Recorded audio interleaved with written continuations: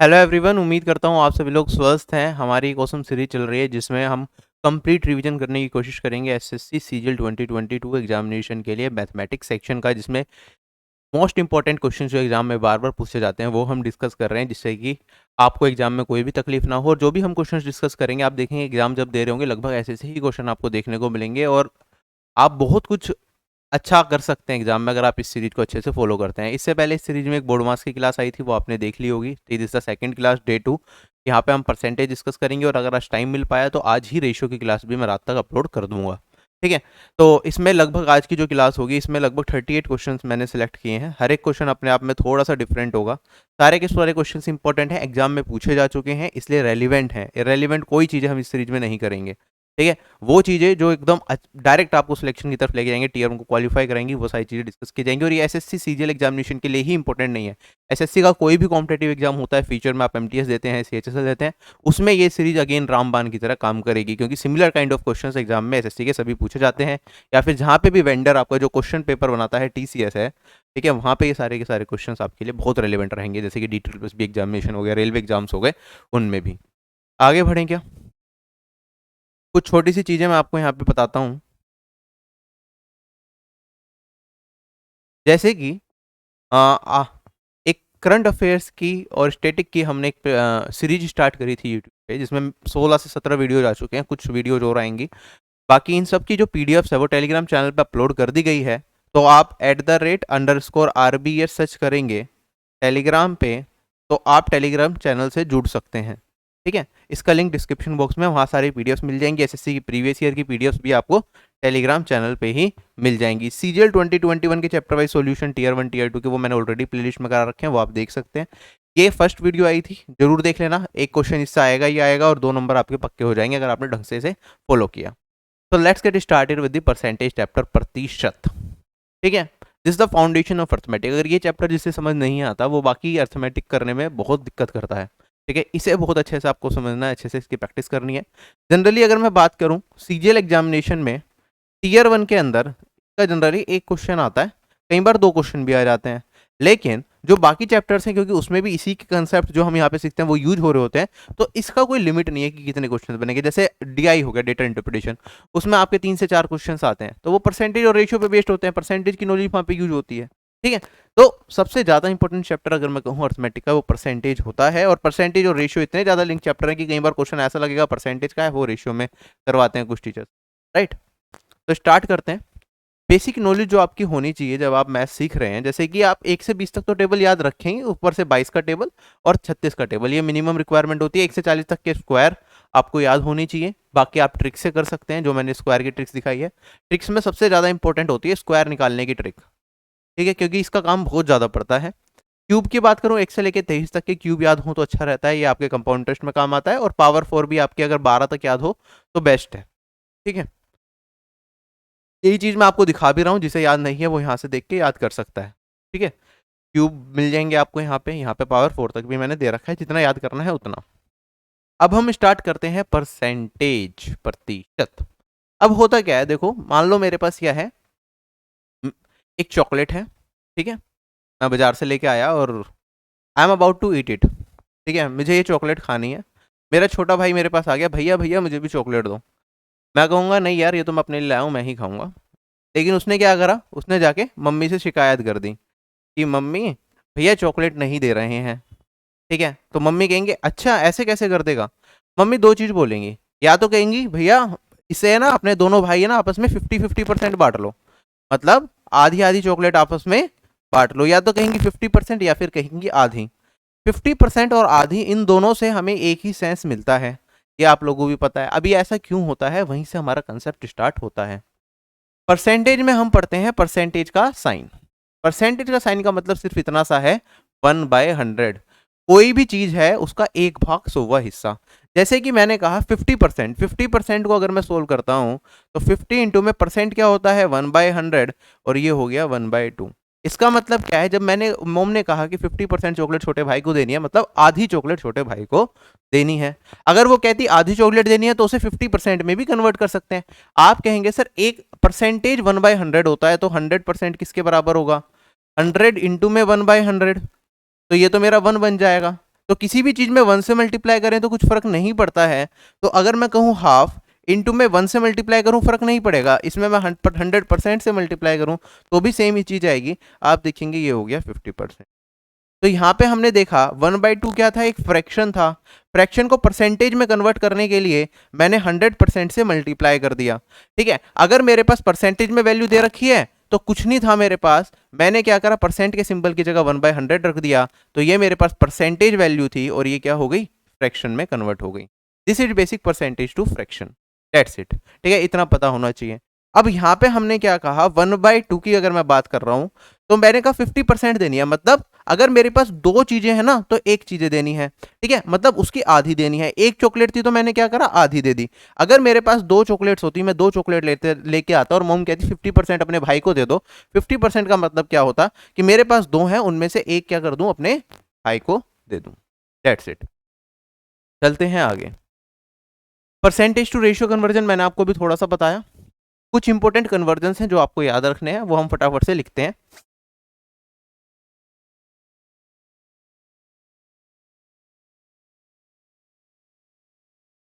ये फ्रैक्शन है मेरे पास, इसके इक्विवेलेंट परसेंटेज हम निकालेंगे। फ्रैक्शन जैसे 1/1 से स्टार्ट होगा, इसे परसेंट में कन्वर्ट करूंगा तो इंटू 100%, ये आ जाएगा मेरे पास 100%। फिर मेरे पास आएगा 1/2 इंटू 100% करूंगा तो ये 50%। अब मैं फटाफट से डायरेक्टली लिखता रहूंगा, ये 100% बार बार नहीं लिखूंगा, आपको खुद समझना है कि यहाँ पे हाँ इंटू में 100% हो ही रहा होगा। 1/3 को अगर कन्वर्ट करेंगे तो ये आएगा मेरे पास 33, 1/3% और 33.33%। जो जो याद रखने हैं वो लिख रहा हूँ मैं। 1/4 इंटू समथिंग लिखेंगे तो ये 25% आता है। 1/5 इंटू समथिंग करूंगा मैं, इंटू 100% करूंगा तो ये 20% आएगा। 1/6 ये होता है मेरे पास 16, 2/3% या फिर 16.67% हम लिख सकते हैं, वो करके राउंड ऑफ करके। ठीक है, ये चीज क्लियर हो गई। अब इसके आगे अगर मैं चलता हूँ 1/7 को कन्वर्ट करेंगे तो ये आता है मेरे पास 14, 2/7%। ठीक है, या फिर 14.28% आप लिख सकते हैं। इसके अलावा 1/8 होता है मेरे पास 12, 1/2% या फिर 12.5%।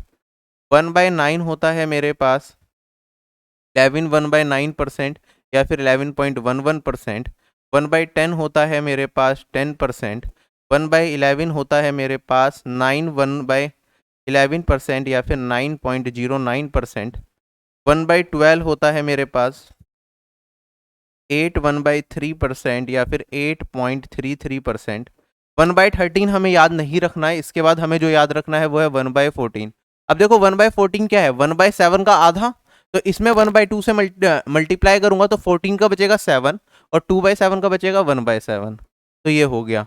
1/15 हम याद रखेंगे, ये होता है 6, 2/3%, डेट इज 6.67%। अब इस चीज को ध्यान रखना, देखो 1/15 इज 6, 2/3, 1/6 इज 16, 2/3। कई बार गलती हो जाती है, हमें 6, 2/3 दे रखा होता है, हम 16, 2/3 मान के 1/6 लिख देते हैं, इसमें बहुत लोग मिस्टेक करते हैं, इस चीज का ध्यान रखेंगे। ठीक, फिर होता है 1/16 जो हमें याद रखना है, ये होता है मेरे पास 6, 1/4% या फिर 6.25%। Just a second. ठीक है, 1/17, 1/18, 19, 19 याद नहीं रखना, 20 पे आते हैं सीधा, ये होगा मेरे पास 5%। फिर 1/24 होता है मेरे पास 4, 1/6%।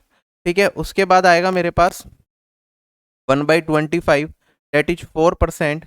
1/40 डेट इज 2.5% और 1/50 डेट इज हमारे पास यहाँ पे 2% और यहाँ पे 1/100 डेट इज 1%। ठीक है, ये सारे फ्रैक्शंस आपको अच्छे तरीके से याद होने चाहिए। Fraction to percentage conversion, percentage में थे तो डायरेक्टली फ्रैक्शन में जाना चाहिए आपको, फ्रैक्शन में थे तो डायरेक्टली परसेंटेज में, परसेंटेज से फ्रैक्शन।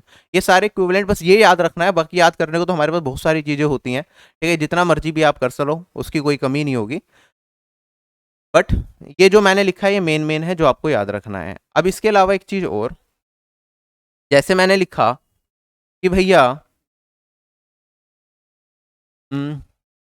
1/7 रेशियो किसके बराबर होगा, आप कहेंगे सर 1/7 रेशियो हमारे पास बराबर होता है 14, 2/7% के। इसमें डायरेक्टली अगर एग्जाम में मुझे 3/7 दे दिया तो मैं क्या करूंगा, इसमें 3 से मल्टीप्लाई कर दूंगा। देखो 14 में 3 से मल्टीप्लाई करोगे, 14 2/7 इज 14 प्लस 2/7, राइट। इसमें 3 से मल्टीप्लाई करूंगा तो ये क्या आएगा मेरे पास, 3 इंटू 14 42 और 2 इंटू 3 6/7। तो ये चीज भी हमें याद रखनी है कि 42 6/7 क्या हो, परसेंटेज क्या होता है, ये होता है 3/7। ऐसे ही इसके 2/7 4/7 5/7 ये सब हम याद करके रखते हैं एग्जाम के पॉइंट ऑफ व्यू से। अभी मैं उसमें डिटेल में नहीं जा रहा, ये आपको खुद से अलग अलग चीजें ट्राई करना, इनकी अलग अलग वैल्यू रखोगे तो आपको ये सारी चीजें दिख जाएंगी। चलें क्या, देखो ज्यादा डिटेल में जाएंगे तो फिर काम खत्म हो जाएगा। अभी हम सारे जा से तो क्वेश्चन यहाँ पे मैंने वही कर रखा है, जैसे n/6 है तो 1 रखा तो क्या आएगा, 2 रखा है इनकी जगह, 3 रखा, 4 रखा, 5 रखा, 6 रखा है। ऐसे मैंने कुछ इंपॉर्टेंट वैल्यूज का चार्ट बना रखा है आपके लिए, आप यहाँ से देख सकते हैं। अब let's get started with our questions. एक बेसिक सी चीज हमारे पास यहाँ पे क्या होती है, मान लो मुझे क्या दे रखा है, ए दे रखा है 50 और बी दे रखा है मुझे 60। अगर मैं ए रेशियो बी निकालूं तो मेरे पास ये वाला मान आता है 5:6। ठीक है। जब भी हमसे कोई भी चीज परसेंटेज में पूछे, क्या पूछे, A what percent of B, B is what percent of A, is how much percent more than B, B is how much percent more than A, ऐसा कुछ भी हमसे पूछे, जब भी परसेंटेज में कोई चीज पूछी जा रही है दूसरे से कंपेयर करते हुए, तो हमें जरूरी नहीं है कि हम एग्जैक्ट वैल्यू ही लें, हम उनका रेशियो ले लें तब भी हमारे पास सेम ही चीज निकल के आएगी। मैं एक छोटे से एग्जांपल से आपको समझाऊंगा, फिर हम क्वेश्चन स्टार्ट करेंगे इस कंसेप्ट के बाद। सबसे पहले हमने कहा as what percent of B, A B का कितना प्रतिशत है, ठीक है। तो ए को कंपेयर कर रहे हैं किससे, बी से, जिससे कंपेयर करते हैं वो नीचे आता है। बी क्या है हमारे पास 60 है, ए क्या है हमारे पास 50 है। A is what percent of B, यहां पे कर दिया। अब हमसे किसमें पूछा, परसेंट में पूछा है, ठीक है। तो इनटू में 100% कर देंगे, ये मेरा क्या होगा इस क्वेश्चन का आंसर। अब आप देखेंगे यहाँ पे, जब मैंने यहाँ 50 लिखा यहाँ 60 लिखा, कंपेयर कर रहा हूं तो 0 से 0 कट जाएगी, तो 5:6 बचा, जो ए और बी का रेशियो भी था। तो मैंने कहा था कि जब भी हम इस तरह के सवाल करते हैं तो हमें एग्जैक्ट वैल्यू से मतलब नहीं होता, इनके रेशियो से मतलब होता कंपेरिजन के लिए परसेंटेज में, ठीक है। तो मेरे पास ये 5/6 ही बचा, तो मैं 5/6 से डायरेक्टली देख सकता था। 5/6 इंटू में 100 करना है। अब या तो मैं डायरेक्टली 1/6 मुझे पता है, 1/6 होता है 16 2/3%। अब इसमें 5/6 करना होगा तो 5 से मल्टीप्लाई कर सकता हूं इसमें, तो मेरे पास 16 5 जा कितना होगा 80 होगा, 2 5 जा कितना होगा 10, ठीक है। 80 प्लस 10/3 जिसे मैं लिख सकता हूं 3 1/3, तो 83 1/3%, ये मेरा आंसर आ जाएगा। या तो हम ऐसे कर सकते थे, वरना 5 को मैं 6 - 1 में ब्रेक करता और 6/6 इंटू 100, तो मेरे पास ये बचता 100% माइनस 1/6 इंटू 100 डेट इज 16 2/3%। इसे सोल्व कर लेता तब भी मेरे पास 83 1/3% आ जाता। किसी भी तरीके से आप जा सकते हो जिसमें आप कंफर्टेबल हो। क्या ये चीज आपको समझ में आ गई? अब मैं आगे बढ़ता हूं, B is what percent of A. अब बी कितना प्रतिशत है ए का, बी है मेरे पास 6 रेशियो, ए है मेरे पास कितना 5 रेशियो, परसेंटेज में बताना है इंटू 100। तो सीधा सीधा आप मल्टीप्लाई कर सकते हैं, 600 को 5 से काटूंगा तो 120 आ जाएगा, 120। या तो हम इसे ऐसे देख सकते थे, वरना मैं ये देख सकता था कि भैया बी कितना ज्यादा है ए से, ए 5 है बी 6 है, तो बी कितना ज्यादा है, ए की ज्यादा है। किससे, 5 से। 1/5 कितने प्रतिशत ज्यादा होगा बी ए से, 1/5 गुना में 100% डेट इज 20%। तो बी क्या है, ए से 20% अधिक है, तो बी ए का कितना प्रतिशत हो जाएगा। आप कहेंगे सर कोई भी चीज अपने आप की हमेशा 100% होती है, तो मैं इसे ऐसे भी लिख सकता था कि जो बी होगा ए का कितने प्रतिशत होगा, ए अपने आप का 100% और उसमें बी क्या है उससे 20% एक्स्ट्रा, तो ये बी क्या हो जाएगा, ए का 120%। अब यहां पे पूछा as how much percent less than B, A B से कितने प्रतिशत कम है, तो बी है 6 ए है 5, ए कम है, ठीक है। डिवाइडेड बाय 6 करेंगे, बी से कंपेयर कर रहे हैं इनटू 100% दैट इज 16 2/3%।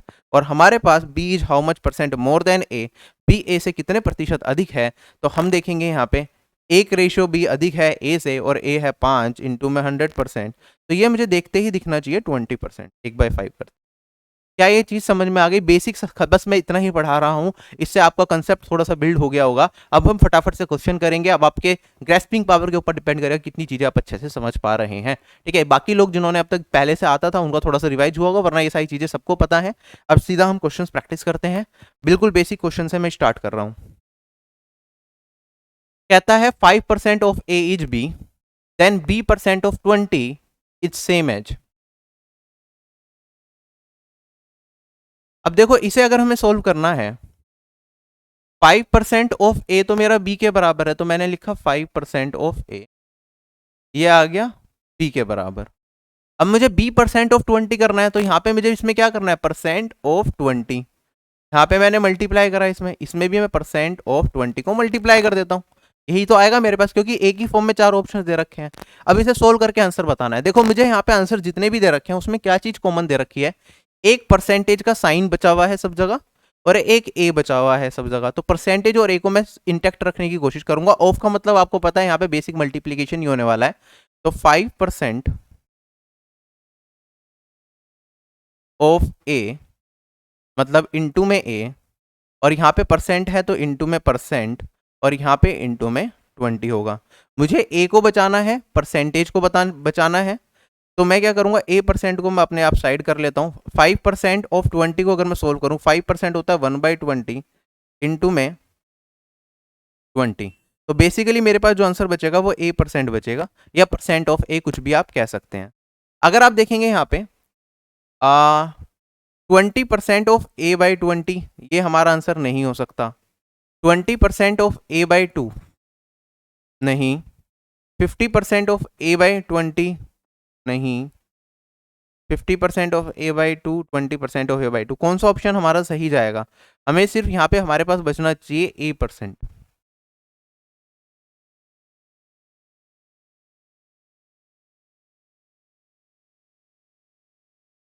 बताओ जल्दी से क्या आना चाहिए इसका आंसर हमारा।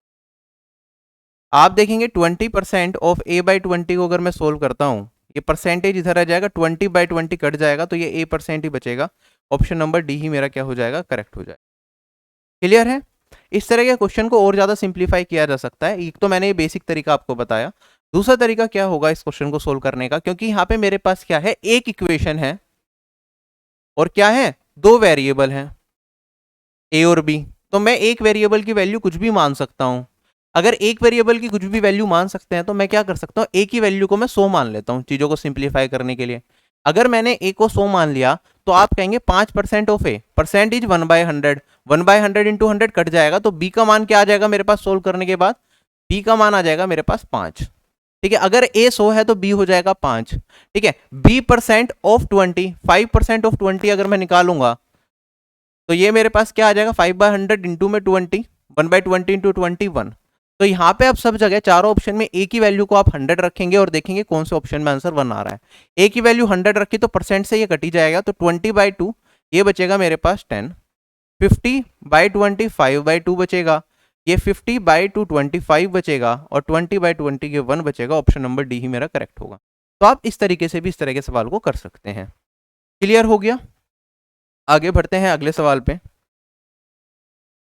सेकंड क्वेश्चन हमारे पास, 20% of a plus B equals to 50% of b, then the value of 2a minus B ratio 2a plus B. कैसे सोल्व करेंगे?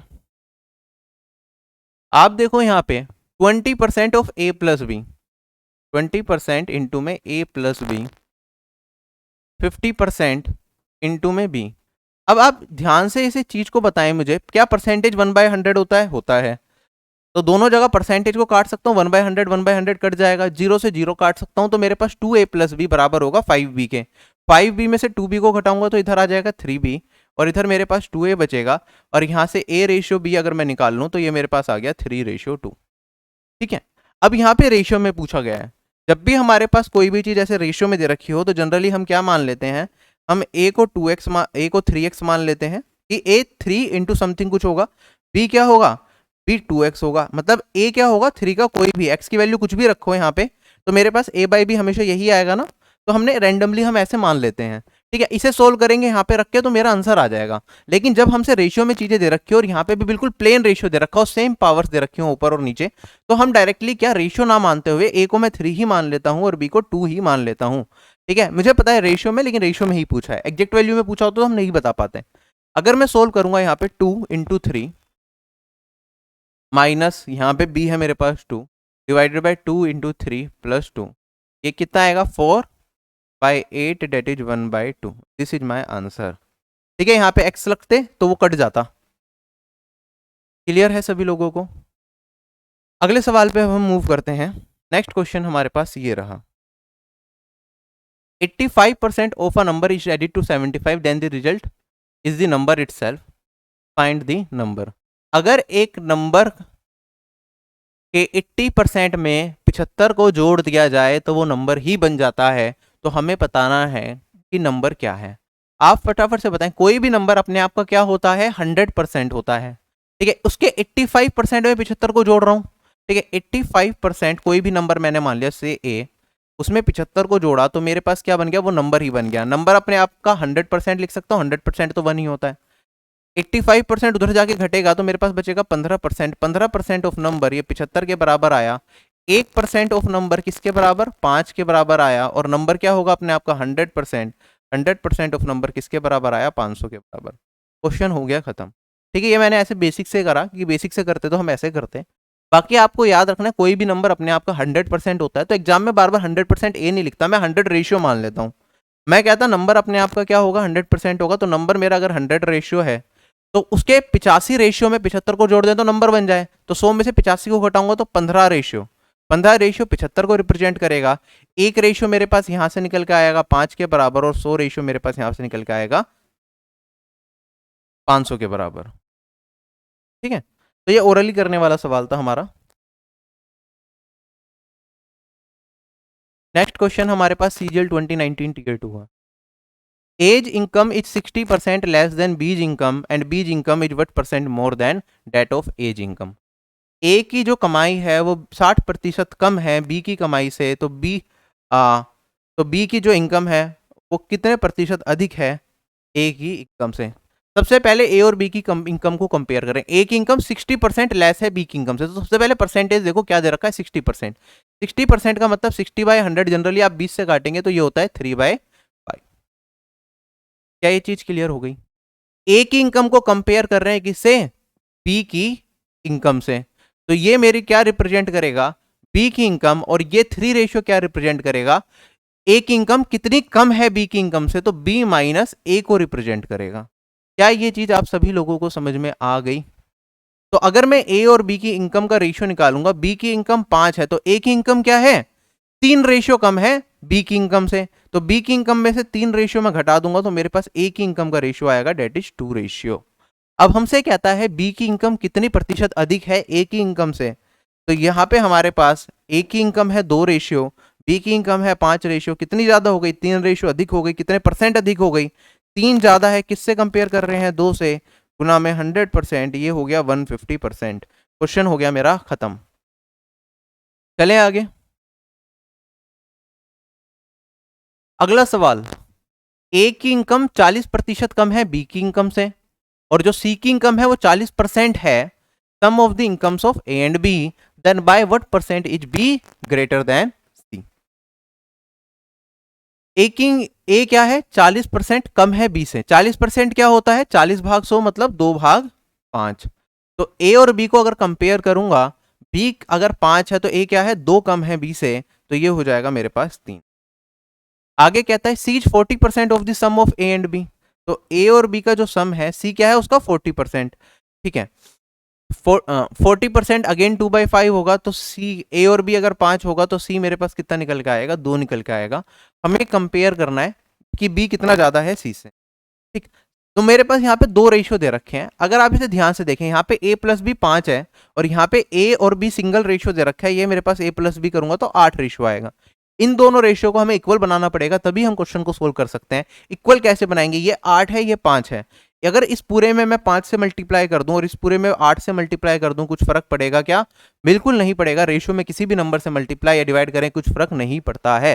तो मैं देखूंगा यहाँ पे a 15 रेशियो आया, b मेरे पास 25 रेशियो, ये मेरे पास 16 और ये मेरे पास 40 रेशियो आया। आप देखो 15 प्लस 25 40, यहाँ पे 40 रेशियो हो गया मेंटेन। मैंने बताया था जब भी हमें दो नंबर्स को कंपेयर करना है हमें सिर्फ उनके रेशियो की जरूरत है। तो अगर मैं बात करूं, हमसे पूछा है b कितना ज्यादा है c से, तो मेरे पास यहाँ पे c है 16, b है मेरे पास 25। कितना ज्यादा हो गया, 9 ज्यादा हो गया। कितने प्रतिशत ज्यादा हो गया c से, तो 9। और यहां पे c कितना है मेरे पास, 16 गुना में 100%, ठीक है। अगर हम सोल्व करेंगे, देखो 1/16 तो मैंने आपको बताया कुछ परसेंटेज होता है, या तो आप वैसे कर ले वरना डायरेक्टली 4 से काटेंगे। ये 25 आएगा मेरे पास, 4 आएगा, 25 इंटू में 9, ये आएगा 225 भाग 4, और यहाँ पे मेरे पास वैल्यू आएगी 561/4। Option number C is correct. Clear हो गया? चलें क्या आगे? नेक्स्ट क्वेश्चन पे मूव करते हैं। बिल्कुल बेसिक बेसिक क्वेश्चन है, थोड़ी थ्योरी भी बता रहा हूँ, धीरे धीरे स्पीड बढ़ती रहेगी, लेवल बढ़ता रहेगा क्वेश्चन का। क्वेश्चन में कहता है ए की इनकम क्या है, 30% कम है बी की इनकम से, और बी की इनकम क्या है 137.5% ज्यादा है सी की इनकम से। ए की इनकम अगर 28,500 कम है बी की इनकम से, तो हमें बताना है सी की इनकम क्या होगी। चलो, ए की इनकम 30% कम है बी की इनकम से। अब थोड़ा फास्ट करेंगे, ठीक है। बी 30% का मतलब होता है 3/10। तो अगर मेरे पास बी से कंपेयर कर रहे हैं, बी की इनकम 10 है, तो ए की इनकम क्या होगी, 3 रेशियो कम होगी बी से, तो ए की इनकम होगी 7 रेशियो। आगे कहता है बी की इनकम क्या है 137.5% ज्यादा है सी की इनकम से। अब 137.5 को कैसे कन्वर्ट करेंगे? अगर आप ध्यान से देखें 137.5 को, क्या मैं इसे 100% प्लस 37.5% लिख सकता हूं? 100% तो होता है 1 और 37.5% होता है 3/8, तो ये आ गया मेरे पास 11/8।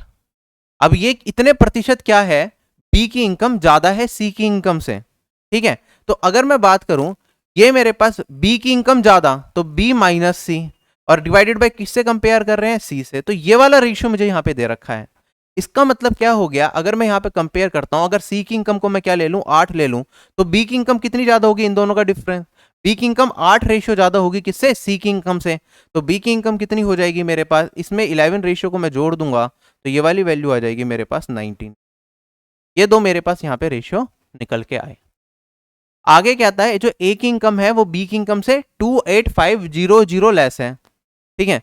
तो ए की इनकम बी की इनकम से इतना कम है, यहाँ पे तो 3 रेशियो कम है। 3 रेशियो किसे रिप्रेजेंट करेगा, 28500 को एक रेशियो का मान आप निकाल लेंगे, ये 9500 आया। बी की इनकम कितनी थी, 10 रेशियो, तो एक जीरो और लगा दूंगा, बी की इनकम आ गई मेरे पास इतनी, ठीक है। यहाँ पे अगर आप कंपेयर करें, देखो ये बी की इनकम इस रेशियो में ये थी, इस वाले पार्ट में बी की इनकम है ये 19 रेशियो। 19 रेशियो भी 95000 को रिप्रेजेंट करेगा, तो यहाँ से एक रेशियो की वैल्यू कितनी आएगी इस पार्ट में, ये मेरे पास 5000 आ जाएगा। और मुझे बताना है सी की इनकम कितनी है, तो 8 इंटू में 5000, ये मेरे पास आ जाएगा 40,000। क्या क्वेश्चन सभी लोगों को समझ में आ गया? क्लियर है या नहीं है? चलें आगे, ठीक है। ये बेसिक वाली चीज़ है जो आपको सिर्फ समझाने के लिए मैंने बताई, आगे से हम फटाफट से जल्दी किया करेंगे धीरे धीरे। जैसे मैं अभी एक एक स्टेप इन सिंपल क्वेश्चंस में लिख रहा हूँ, जैसे जैसे क्वेश्चन में आगे बढ़ते रहेंगे मैं स्टेप छोटे करता रहूंगा, कम कम स्टेप लिखूंगा क्वेश्चन को सोल्व करने के लिए, ठीक है। वही अप्रोच आपको एग्जाम में यूज करनी होगी। जैसे मेरे पास ये क्वेश्चन दे रखा है, A is 25% more than B, B is 40% less than C is 20% more than D, A is what percent less than D. अगर मैं इसे बेसिक से लिखता हूं, देखो ए क्या है मेरे पास 20% कम है बी से, ए रेशियो बी में निकालता हूं अगर, तो 25% होता है 1/4। तो मेरे पास अगर बी 4 होगा तो एक रेशियो कम ए हो जाएगा 3 रेशियो, पहली चीज। दूसरी चीज कहता है मेरे पास B is 40% less than C, B और सी को कंपेयर करूं तो 40% होता है 2/5, तो अगर सी 5 है तो बी कितना हो जाएगा, 2 रेशियो कम, डेट इज 3 रेशियो। उसके बाद C is 20% more than D, C और डी को कंपेयर कर रहे हैं, डी से सी 20% ज्यादा है, 20% इज 1/5, तो डी अगर 5 होगा तो सी हो जाएगा 6।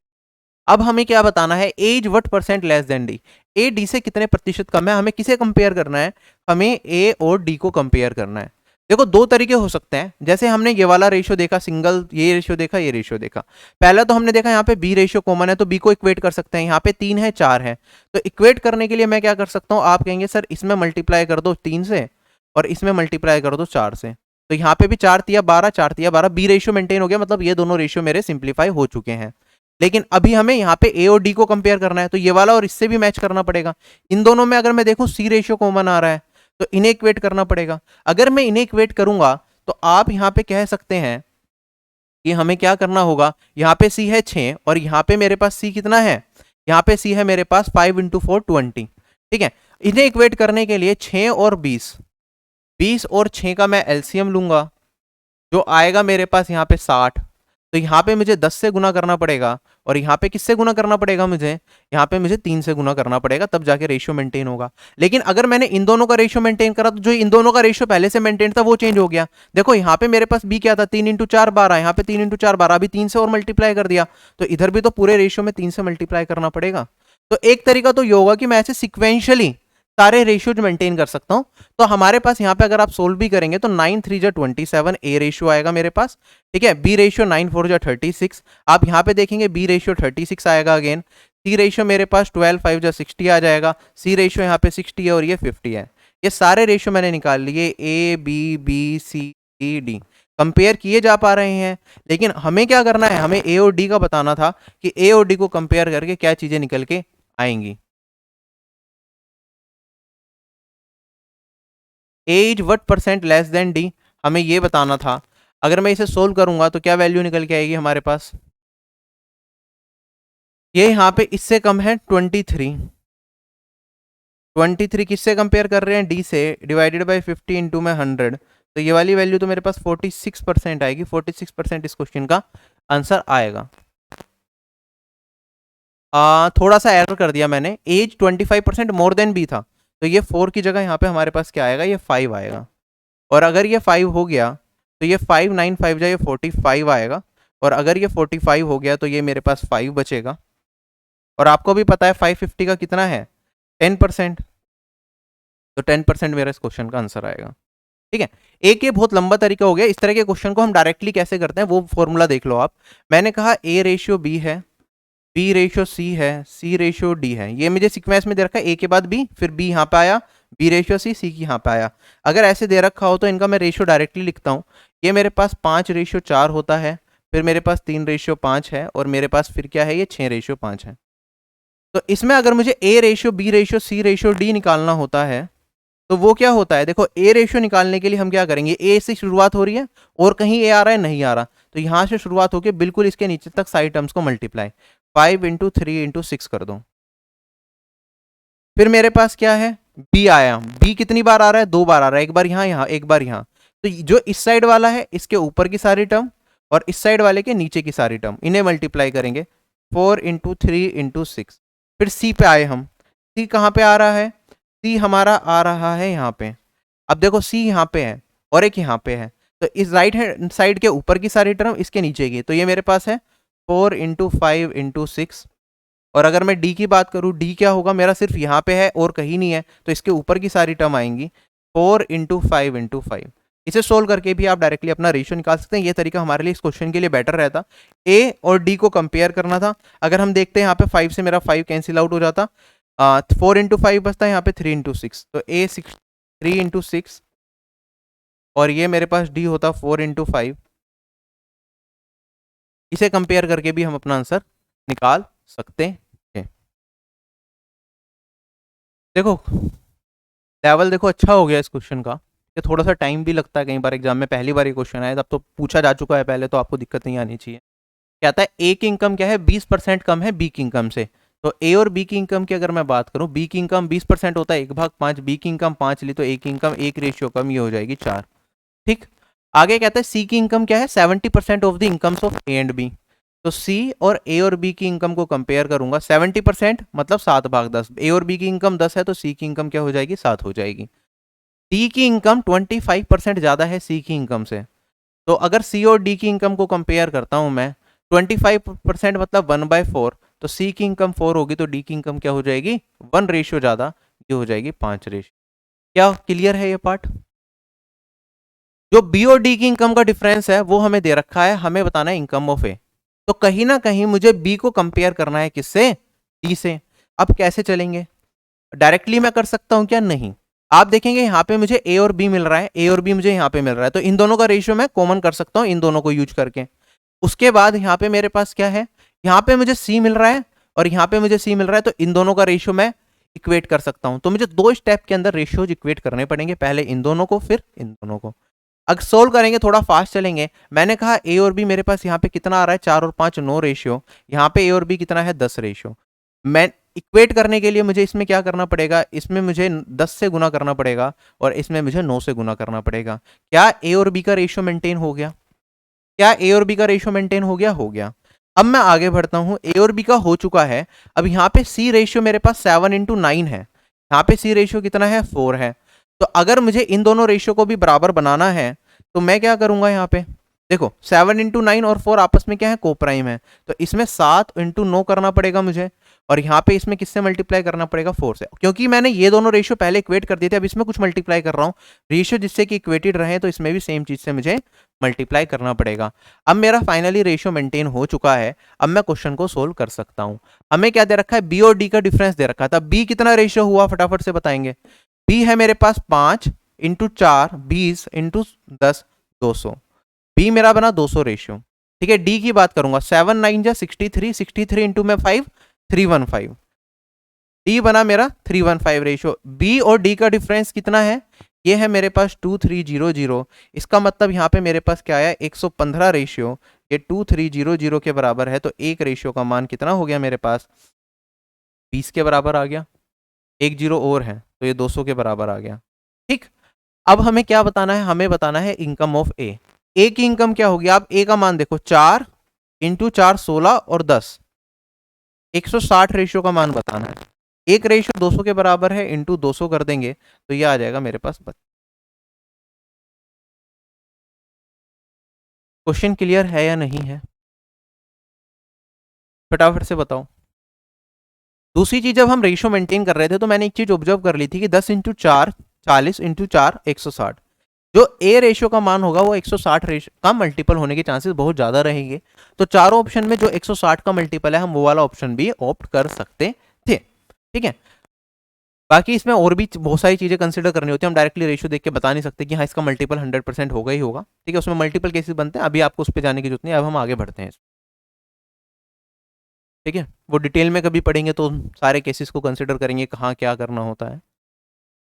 मेरे पास क्वेश्चन है ये सीजीएल 2019 टीयर 2 का, x plus 20% of 250 is 25% more then x% of 220, then 10% of x plus 50 is what percent less than 15% of x। कैसे सोल्व करेंगे? देखो x plus 20% of 250, x plus 20% of 250 is 25% more then x% of 220। किससे compare कर रहे हैं? x% of 220 से। जो ये वाली वैल्यू है 25% अधिक है, 25% मतलब 1/4। तो अगर नीचे वाली वैल्यू जिससे कंपेयर कर रहे हैं वो 4 है, तो ये एक ज्यादा, ये क्या हो जाएगा? 5। ये मुझे दे रखा है। हमें बताना है x plus 10% of x plus 50 कितना प्रतिशत कम है 15% ऑफ x से। अगर ये a और b मान लें तो a कितना प्रतिशत कम है b से, ये हमें बताना है। सोल्व करेंगे। सबसे पहले तो आप देखेंगे यहाँ पे मेरा परसेंटेज से परसेंटेज का सिंबल कट जाएगा, ये 0 से 0 कट जाएगा, यहाँ से काटूंगा तो ये 5 आ जाएगा मेरे पास। ठीक है, और यहाँ से 2 से काट सकता हूँ, 2 से काटूंगा तो ये 11 आ जाएगा। ठीक। यहाँ पे 2 को 5 से गुना करूंगा 10 आएगा, यहाँ पे बनेगा 10x, यहाँ पे बनेगा 11x। 11x में से 10x को घटाऊंगा तो मेरे पास बचेगा x, और यहाँ पे मेरे पास वैल्यू क्या बचेगी इस साइड? 2 इंटू 5 10 और इंटू 20 200। ये आएगा मेरे पास x का मान। ठीक है, अगर x का मान 200 आ गया तो मुझे यहाँ पे क्या बताना है? ये वाली वैल्यू कितने प्रतिशत कम है इससे, तो x की जगह 200 रखूंगा, 250। इसे कंपेयर करना है 15% ऑफ 200। परसेंटेज से परसेंटेज का सिंबल कट जाएगा हमारे। ये वाली वैल्यू इस वाली वैल्यू से कितना कम है ये बताना, तो आप देखेंगे यहाँ पे ये एक रेशियो कम है, कितने परसेंट कम है? एक रेशियो इंटू 6 इंटू में 100%, 2/3%। ठीक है, चलें आगे। करो ये वाला क्वेश्चन ट्राई, सीजीएल 2019 टीयर 2 का है।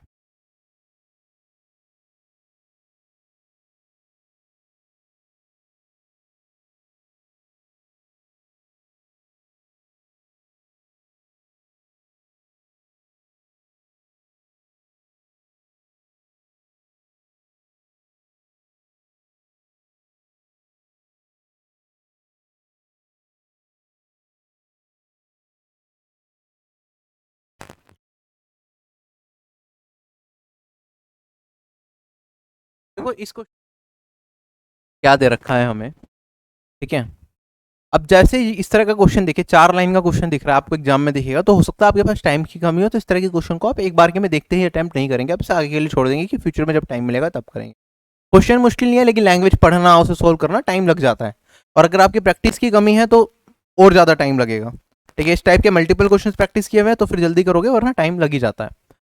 कहता है a certain number of students from school X appeared in an examination and 30% of the students failed, ठीक है। एक स्कूल एक्स है जिसमें से कुछ लोग एग्जाम में अपीयर होते हैं, जिसमें 30% स्टूडेंट्स क्या कर जाते हैं, फेल कर जाते हैं। तो टोटल स्टूडेंट जब परसेंटेज में दे रखा है 30% रखा है, टोटल स्टूडेंट जनरली इस तरह के केस में मैं 100 मान के कोशिश करता हूँ सोल्व करने की। हो सकता है जिस अप्रोच से मैं जाऊँ, ये वाली अप्रोच इस क्वेश्चन में साइड बैठ रही हो, सिमिलर दूसरा क्वेश्चन बने उसमें रेशियो यूज करना पड़े, तो क्वेश्चन टू क्वेश्चन चीजें डिपेंड करती हैं। और कई बार हम क्वेश्चन को सोल्व एक तरीके से करना स्टार्ट करते हैं, लेकिन बाद में लगता है कि नहीं दूसरे तरीके से जाना चाहिए, तो घबराना नहीं, आप स्टार्ट करो बस। मेरे पास एक स्कूल एक्स से मैंने मान लिया 100 लोग हैं, ठीक है, 30% स्टूडेंट फेल हो गए, तो या तो स्कूल स्टूडेंट फेल होंगे या फिर पास होंगे। 100 का 30% होगा 30 फेल हो गए, पास कितने हुए होंगे, 70 लोग हुए होंगे। आगे बढ़ते हैं। 150% more students than those from school X appeared in the same examination from school Y. School Y से 150% अधिक स्टूडेंट अपीयर हुए एग्जामिनेशन में, जो कि स्कूल एक्स से अपीयर हुए थे। तो 150% अधिक, 150% निकालूंगा मतलब 3/2, 3/2 को 100 में मल्टीप्लाई करूंगा तो ये आएगा 150, मतलब 150 स्टूडेंट क्या होंगे, ज्यादा अपीयर हुए हैं स्कूल वाइज से। तो स्कूल वाइज से कितने स्टूडेंट्स अपीयर हुए होंगे एग्जाम में, 250 हुए होंगे, 100 जमा 150। आगे कहता है if 80% of the total number of students who appeared from school and Y passed, then what is the percentage of the students who failed in from Y. अगर एक्स और वाई मिला के टोटल हमारे पास जो स्टूडेंट पास हुए हैं वो 80% हैं उन स्टूडेंट्स का जो अपीयर हुए हैं। अपीयर कितने हुए एक्स और वाई मिला के, 100 जमा 250 डेट इज 350। 350 के टोटल पास होने वाले स्टूडेंट्स कितने हैं, इसके 80% है। इसका 80% निकालूंगा, देखो परसेंटेज क्या होता है 1/100, इन दोनों को मल्टीप्लाई और इनटू में 1/100 करूंगा तो 1 0 कट जाएगी, तो मेरे पास बचेगा 8 × 35 जो हो जाएगा मेरे पास 280। तो टोटल जो स्टूडेंट्स पास हुए हैं मेरे पास वो 280 हैं। 280 में से स्कूल एक्स से पास होने वाले 70 हैं, तो स्कूल वाई से पास होने वाले कितने होंगे मेरे पास, 280 माइनस 70, मतलब 210 स्टूडेंट स्कूल वाई से पास हुए होंगे। अगर पास स्कूल वाई से इतने हुए हैं तो फेल कितने हुए होंगे, टोटल 250 स्टूडेंट थे, 250 में से 210 को घटाऊंगा तो मेरे पास आ जाएगा 40, टोटल 40 स्टूडेंट फेल हुए हैं। हमसे पूछा है परसेंटेज बता दो कितने स्टूडेंट फेल हुए हैं स्कूल वाई से, कितने परसेंट हुए हैं, टोटल फेल हुए हैं 40, टोटल स्टूडेंट्स कितने हैं स्कूल वाई के अंदर 250, इनटू में 100 कर देंगे।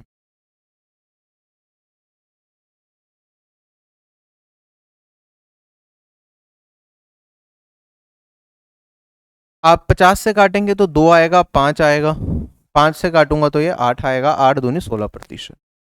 क्वेश्चन हो गया मेरा खत्म। क्लियर है सभी लोगों को, चलें आगे।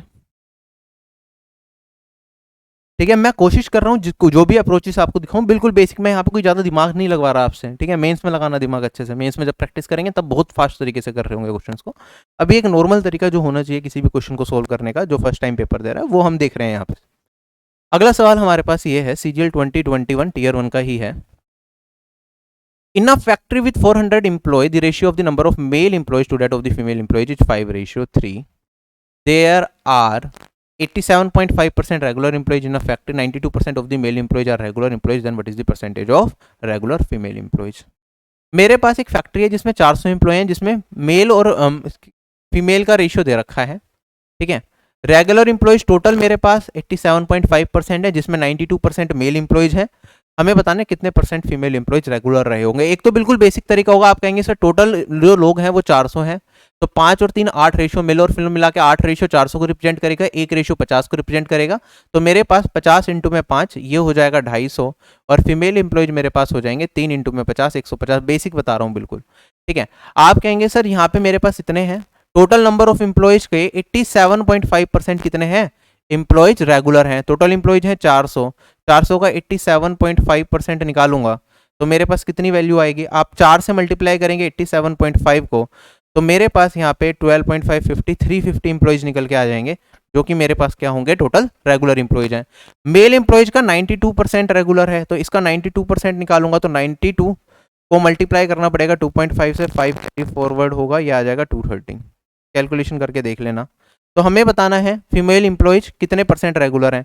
टोटल 350 है, 230 घटाऊंगा तो मेरे पास 120 आएगा। 120 है 150 में से, 120 भाग 150 गुना में 100% कर देंगे तो मेरे पास ये आ गया 80%। ये बहुत ही गंदा तरीका है इस क्वेश्चन को सोल्व करने का, बहुत ही बेसिक तरीका है। जो बिगिनर होगा वो ऐसे ही सोल्व करेगा। लेकिन अगर आप स्मार्ट हैं, मैंने कहा परसेंटेज में चीज़ें पूछी गई हैं, जब परसेंटेज में चीज़ें पूछी जाती हैं तो हमें एक्चुअल वैल्यू से कोई मतलब नहीं होता, हमें सिर्फ परसेंटेज से मतलब होता है। तो टोटल नंबर ऑफ एम्प्लॉयज कितने थे, ये एक्चुअली में इसकी क्वेश्चन को सोल्व करने के लिए जरूरत ही नहीं थी। अगर ये 400 की जगह 4000 होते, 40,000 होते, 4 लाख होते या फिर 10,000 होते, तब भी मेरे पास इस क्वेश्चन का आंसर 80% ही निकलता, क्योंकि परसेंटेज में पूछा है, परसेंटेज एक्चुअल वैल्यू से मैटर ही नहीं करेगी अगर बाकी सारी चीज़ें परसेंटेज या रेशियो में दे रखी हैं। ठीक, दूसरी चीज, इस क्वेश्चन को हम डेविएशन से बड़े आसानी से कर सकते थे। आगे बढ़ने से पहले अगर आपने अभी तक चैनल को सब्सक्राइब नहीं किया, you can subscribe for important updates, videos. Telegram channel पे सारी पीडीएफ्स मिल जाती हैं, प्रीवियस ईयर पेपर्स की अपडेट्स मिल जाते हैं जिससे कि आप प्रैक्टिस कर पाओ। कुछ इंपॉर्टेंट प्लेलिस्ट हैं जो आप देख सकते हैं यूट्यूब चैनल पे। और कंप्लीट तैयारी के लिए एसएससी एग्जाम्स की आप कंप्लीट कोर्स आरबी का ऑप्ट कर सकते हैं फॉर 1999, जिसमें सारे सब्जेक्ट्स आपको कवर कराए जाएंगे बेस्ट टीचर्स के द्वारा। ठीक है, खाली मैथ्स का कोर्स आपको देखना है तो मैथ्स का कोर्स भी आप यहाँ पे देख सकते हैं, अलग अलग प्लान ऑप्ट कर सकते हैं। अब हम बात करते हैं सक्सेसिव इंक्रीज और डिक्रीज की। अब ये सक्सेसिव इंक्रीज डिक्रीज क्या होता है। मान लो मेरे पास कोई वैल्यू है ए, ठीक है, मैंने क्या करा, इसे पहले 20% से बढ़ा दिया, फिर मैंने क्या करा, इसे फिर से 20% से बढ़ा दिया, या इसे अब 10% से बढ़ा दिया, और मैंने इसे क्या करा, इसे अब से 10% से ही नीचे गिरा दिया। तो मुझे बताना है कि इसमें नेट चेंज कितना निकल के आएगा। ठीक, तो जब भी हम बात करेंगे नेट चेंज की तो वो परसेंटेज में ही होगा। मतलब अगर मेरे पास ए ये ओल्ड था तो मैं कहूंगा नेट चेंज कितना आएगा, ए न्यू जो भी बनेगा इन चेंजेस को लगाने के बाद, माइनस में A old divided by A old into में 100। तो ये मुझे क्या देगा, परसेंटेज चेंज देखेगा, इफेक्टिव चेंज कितना होगा। अब इसे निकालने के लिए हमें ज़्यादा कुछ नहीं करना क्योंकि रेशियो में ही चीज़ें चलेंगी। तो मैं ए का मान कुछ भी मान सकता हूँ। मैंने कहा अगर मेरे पास ए 100 है, ठीक है, इसे मैंने क्या करा है 20% इंक्रीज करना है। 20% इंक्रीज करने का मतलब है इसकी वैल्यू को 20% से बढ़ा देना है। तो 20% से बढ़ाने का मतलब है जो इसकी इनिशियल वैल्यू है उसे 20% बढ़ाएंगे। तो 100 को अगर मैं 20% बढ़ा दूं तो ये कितना हो जाएगा, 120 हो जाएगा। ठीक, आगे बात करते हैं। अब मैं फिर से इसकी वैल्यू को क्या कर रहा हूँ, 10% बढ़ा रहा हूँ। तो 120 का 10% कितना होगा, 12 होगा, ये 132 हो जाएगा। अब मैं क्या कर रहा हूँ, इसकी वैल्यू को 10% घटा रहा हूँ। तो 132 को अगर मैं 10% घटाऊंगा तो इसका 10% होगा 13.2, ये वाली वैल्यू आ जाएगी मेरे पास 118.8, यही वैल्यू आएगी। हमें बताना इफेक्टिव चेंज कितना है। तो मेरे पास ए पहले 100 था, अब ये बन गया 118.8। आप कहेंगे सर ये 18.8% से क्या हो गया, इंक्रीज हो गया। तो नेट चेंज मेरे पास ये होगा। तो सक्सेसिव के क्वेश्चन होते हैं तो हम इस तरीके से कर लेते हैं। क्लियर है। इसमें अगर एक चीज और ऐड की जाए, ठीक है, और दूसरा तरीका क्या होता है इसे करने का। मान लो मेरे पास ए ये है, मैंने कहा ए ओल्ड ये है, इसमें मैंने पहले 20% से वैल्यू को इंक्रीज करा। 20% से बढ़ाने का मतलब है 20% होता है 1/5। तो पहले वैल्यू 5 थी तो उसमें 1 बढ़ा देंगे। तो मैं डायरेक्टली कह सकता था ये कि पहले वैल्यू 5 थी तो अब ये 6। ए ओल्ड का 6/5 होगा। आप देखेंगे यहाँ पे 100 था, 120 बनाया, तो में 6/5 से मल्टीप्लाई करो 120 आ जाएगा। ऐसे ही आगे बढ़ते हैं। फिर मैंने वैल्यू को 10% से घटाया। 10% 1/10, तो पहले 10 था, अब कितना रह जाएगा 9, तो 9/10 से गुना करेंगे। अब मैंने वैल्यू को 10% से फिर से, ये इंक्रीज था सॉरी, तो 1 बढ़ाऊंगा तो ये 11 हो जाएगा। तो मैं इसमें 11/10 से गुना करूंगा। अब 10% से डिक्रीज कर रहा हूं तो 10 है, 1 कम करेंगे तो 9। ये मेरे पास ए न्यू की वैल्यू आएगी। ए ओल्ड रेशियो ए न्यू निकाल सकता हूं मैं, फिर अपना परसेंटेज इंक्रीज डिक्रीज जितना भी है वो बता सकता हूं। ठीक है, ये सक्सेसिव चीज़ें होती हैं। इसके कुछ फॉर्मूले भी होते हैं मेरे पास। अगर मेरे पास कोई वैल्यू है, ठीक है, कोई भी मैं एक XYZ कोई भी वैल्यू अपने हिसाब से यहाँ पे ले सकता हूँ।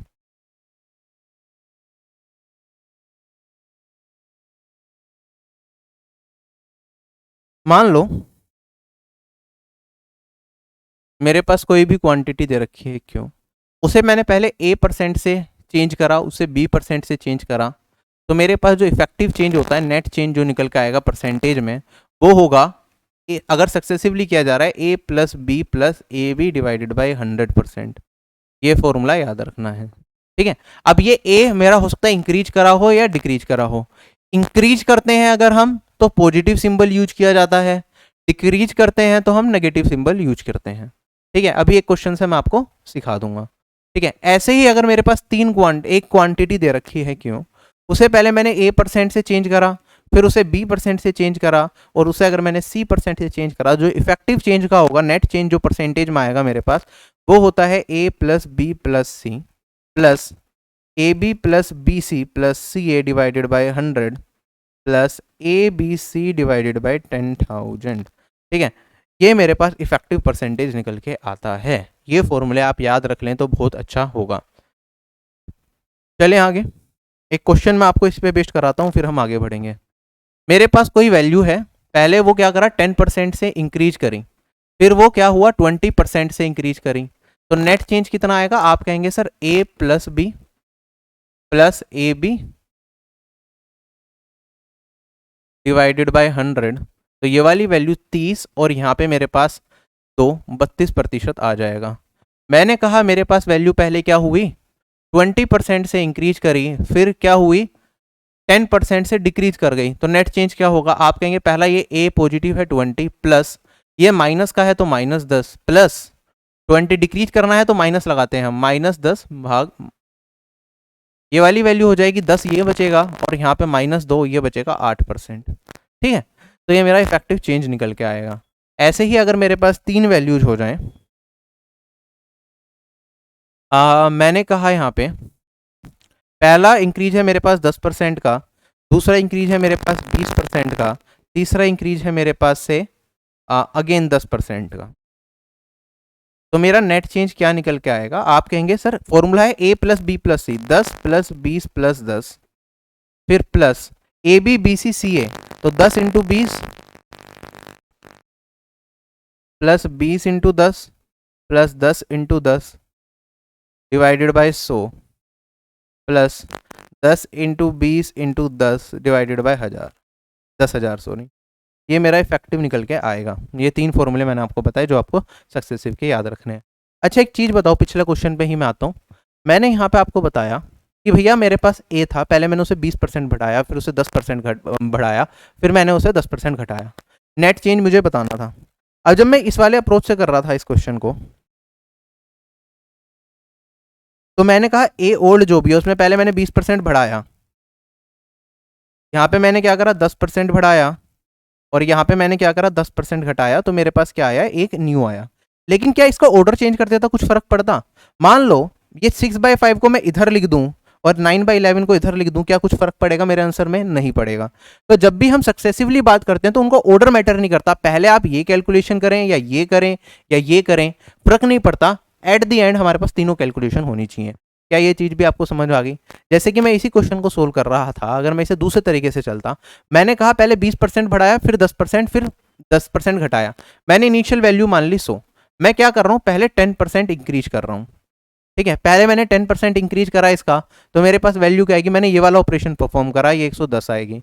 फिर मैंने क्या करा, इसका 20% बढ़ाया, या फिर मैं 10% घटा देता हूँ, पहले ये वाला ऑपरेशन कर लेते हैं, तो इसका 10% होगा 11, मेरे पास आ गया 99। अब मैं क्या करूंगा, इसका 20% बढ़ाऊंगा, इसका 20% निकाल लूंगा, 99 इंटू 2 मेरे पास होता है 198, तो 19.8% बढ़ाएंगे इसका, तो 118.8%, ये बचेगा मेरे पास वैल्यू। तो 100 था, 118.8 हो गया। क्या सेम ही है? तो ऑर्डर मैटर नहीं करता सक्सेसिव वाले केस में। ठीक, और जो हमारे ये फॉर्मूला है ये इंटैक्ट रहते हैं कब? अगर हमारे पास प्रोडक्ट वाला सिनेरियो आ जाए। प्रोडक्ट वाला सिनेरियो आ जाए इसका मतलब क्या होता है, मान लो कहता है मुझे A into B equals to C. ठीक है, अगर ऐसा कुछ दे दे, मैंने A में चेंज किया A% का, B में चेंज किया B% का, तो जो C में चेंज होगा ना वो कितना होगा मेरे पास? C में जो चेंज आएगा वो आएगा A plus B plus A B divided by 100। Same successive वाला फॉर्मूला यूज होता है।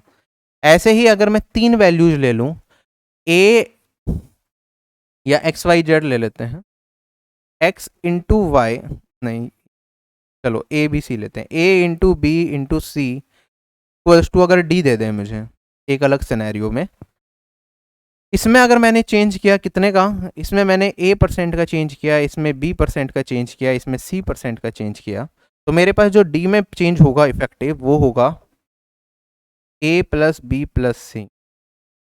ए B plus B C plus C A divided by 100 plus A B C divided by 10,000। क्या इतना पार्ट क्लियर? ठीक है, तो ये याद रखेंगे। इसी तरीके से चलता है, अभी कुछ क्वेश्चन सोल्व करेंगे तो चीज़ें क्लियर हो जाएंगी। अच्छा, कुछ बेसिक फॉर्मूलाज होते हैं, जैसे टोटल सेल इनटू में प्राइस इक्वल्स टू रिवेन्यू होता है। टोटल सेल इनटू प्राइस का मतलब क्या है? जैसे मान लो आप मूवी देखने गए, ठीक है, मूवी में आपने थिएटर में देखा कि हमारी कितनी सीट्स ऑक्यूपाइड है, हमारी 500 सीट्स ऑक्यूपाइड है, ठीक है, तो टोटल कितनी सीट्स ऑक्यूपाइड है? टोटल मेरी 500 सीट्स ऑक्यूपाइड, ये मेरी होगी टोटल सेल, मतलब कितनी टिकट्स बेची गई, ठीक है। एक टिकट का प्राइस कितना है? एक टिकट का प्राइस मैंने मान लिया चलो रुपीज है 200, तो टोटल रिवेन्यू कितना जनरेट होगा? तो एक टिकट का प्राइस इनटू में तो कितनी टिकट्स बेची गई, नंबर ऑफ टिकट्स, वो डिसाइड करेगा टोटल रिवेन्यू। टोटल कितना पैसा आएगा? 200 इंटू में 500, ये मेरे पास आ जाएगा 1,00,000 रुपए। तो ये फॉर्मूला आपको अपने दिमाग में याद रखना है कि हाँ, पर यूनिट प्राइस इनटू में नंबर ऑफ यूनिट सोल्ड, वो टोटल रिवेन्यू के बराबर होता है। तो यहाँ पे वो वाला जो अभी मैंने ये चीज बताई आपको, ये चीज इंप्लीमेंट होगी बिल्कुल आराम से, ठीक है। ऐसे quantity into price equals to expenditure होता है। Quantity into price equals to expenditure का मतलब आप मार्केट से लेने गए आलू, आलू है मेरे पास 5 रुपए किलो, ठीक है। अगर मैं बात करता हूं, हमने क्या करा, 10 किलो आलू खरीदिए, तो कितने रुपए देने पड़ेंगे, कितना खर्चा हो गया, 10 × 5 50, तो यहाँ पे ये फॉर्मूला यूज हो जाएगा। ऐसे अगर मैं सर्कल का एरिया निकालूं, वो क्या होता है, पाई आर स्क्वायर। पाई तो क्या होता है, कांस्टेंट वैल्यू होती है, इसमें तो कुछ चेंज नहीं आता, बदलाव आएगा रेडियस में, तो रेडियस इंटू रेडियस है। मान लो हमारे पास क्या है, रेडियस मेरा एक सर्कल का 5 है, ठीक है, तो जब मैं एरिया निकालूंगा तो यहाँ पे 5 × 5 ये 2 बार मल्टीप्लाई होगा, जो कि फाइनल एरिया को डिनोट करेगा, 25 पाई, ठीक है। तो इस चीज का ध्यान रखना, यहाँ पे रेडियस कितनी आ रहा है, 2 बार आ रहा है, मल्टीप्लाई हो रहा है, तो अगेन हमारा वही फॉर्मूला लग रहा होगा, जो भी रेडियस में चेंज आया। मान लो रेडियस में ए का चेंज आया, तो इस वाले रेडियस में भी ए का चेंज आएगा, तो इफेक्टिव चेंज कितना होगा यहाँ पे, ए इंटू ए डिवाइडेड बाई 100। चलते हैं आगे। ये मैन्युरेशन के कुछ फॉर्मूलाज हैं जो जिसपे बेस्ड परसेंटेज के क्वेश्चंस बन जाते हैं। इफेक्टिव चेंज निकालने को आ जाएगा, या ओल्ड या न्यू का रेशियो निकालने को आ जाएगा, तो हम यूज कर सकते हैं। जैसे कि सीजीएल 2021 टीयर 1 में एक सवाल है, ये करो सोल्व।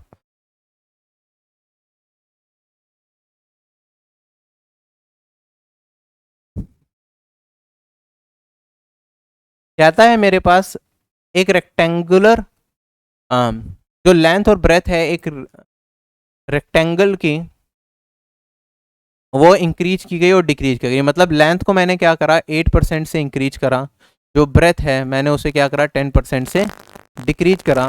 तो मुझे बताना है कि परसेंटेज इंक्रीज या डिक्रीज क्या होगा इसके एरिया में।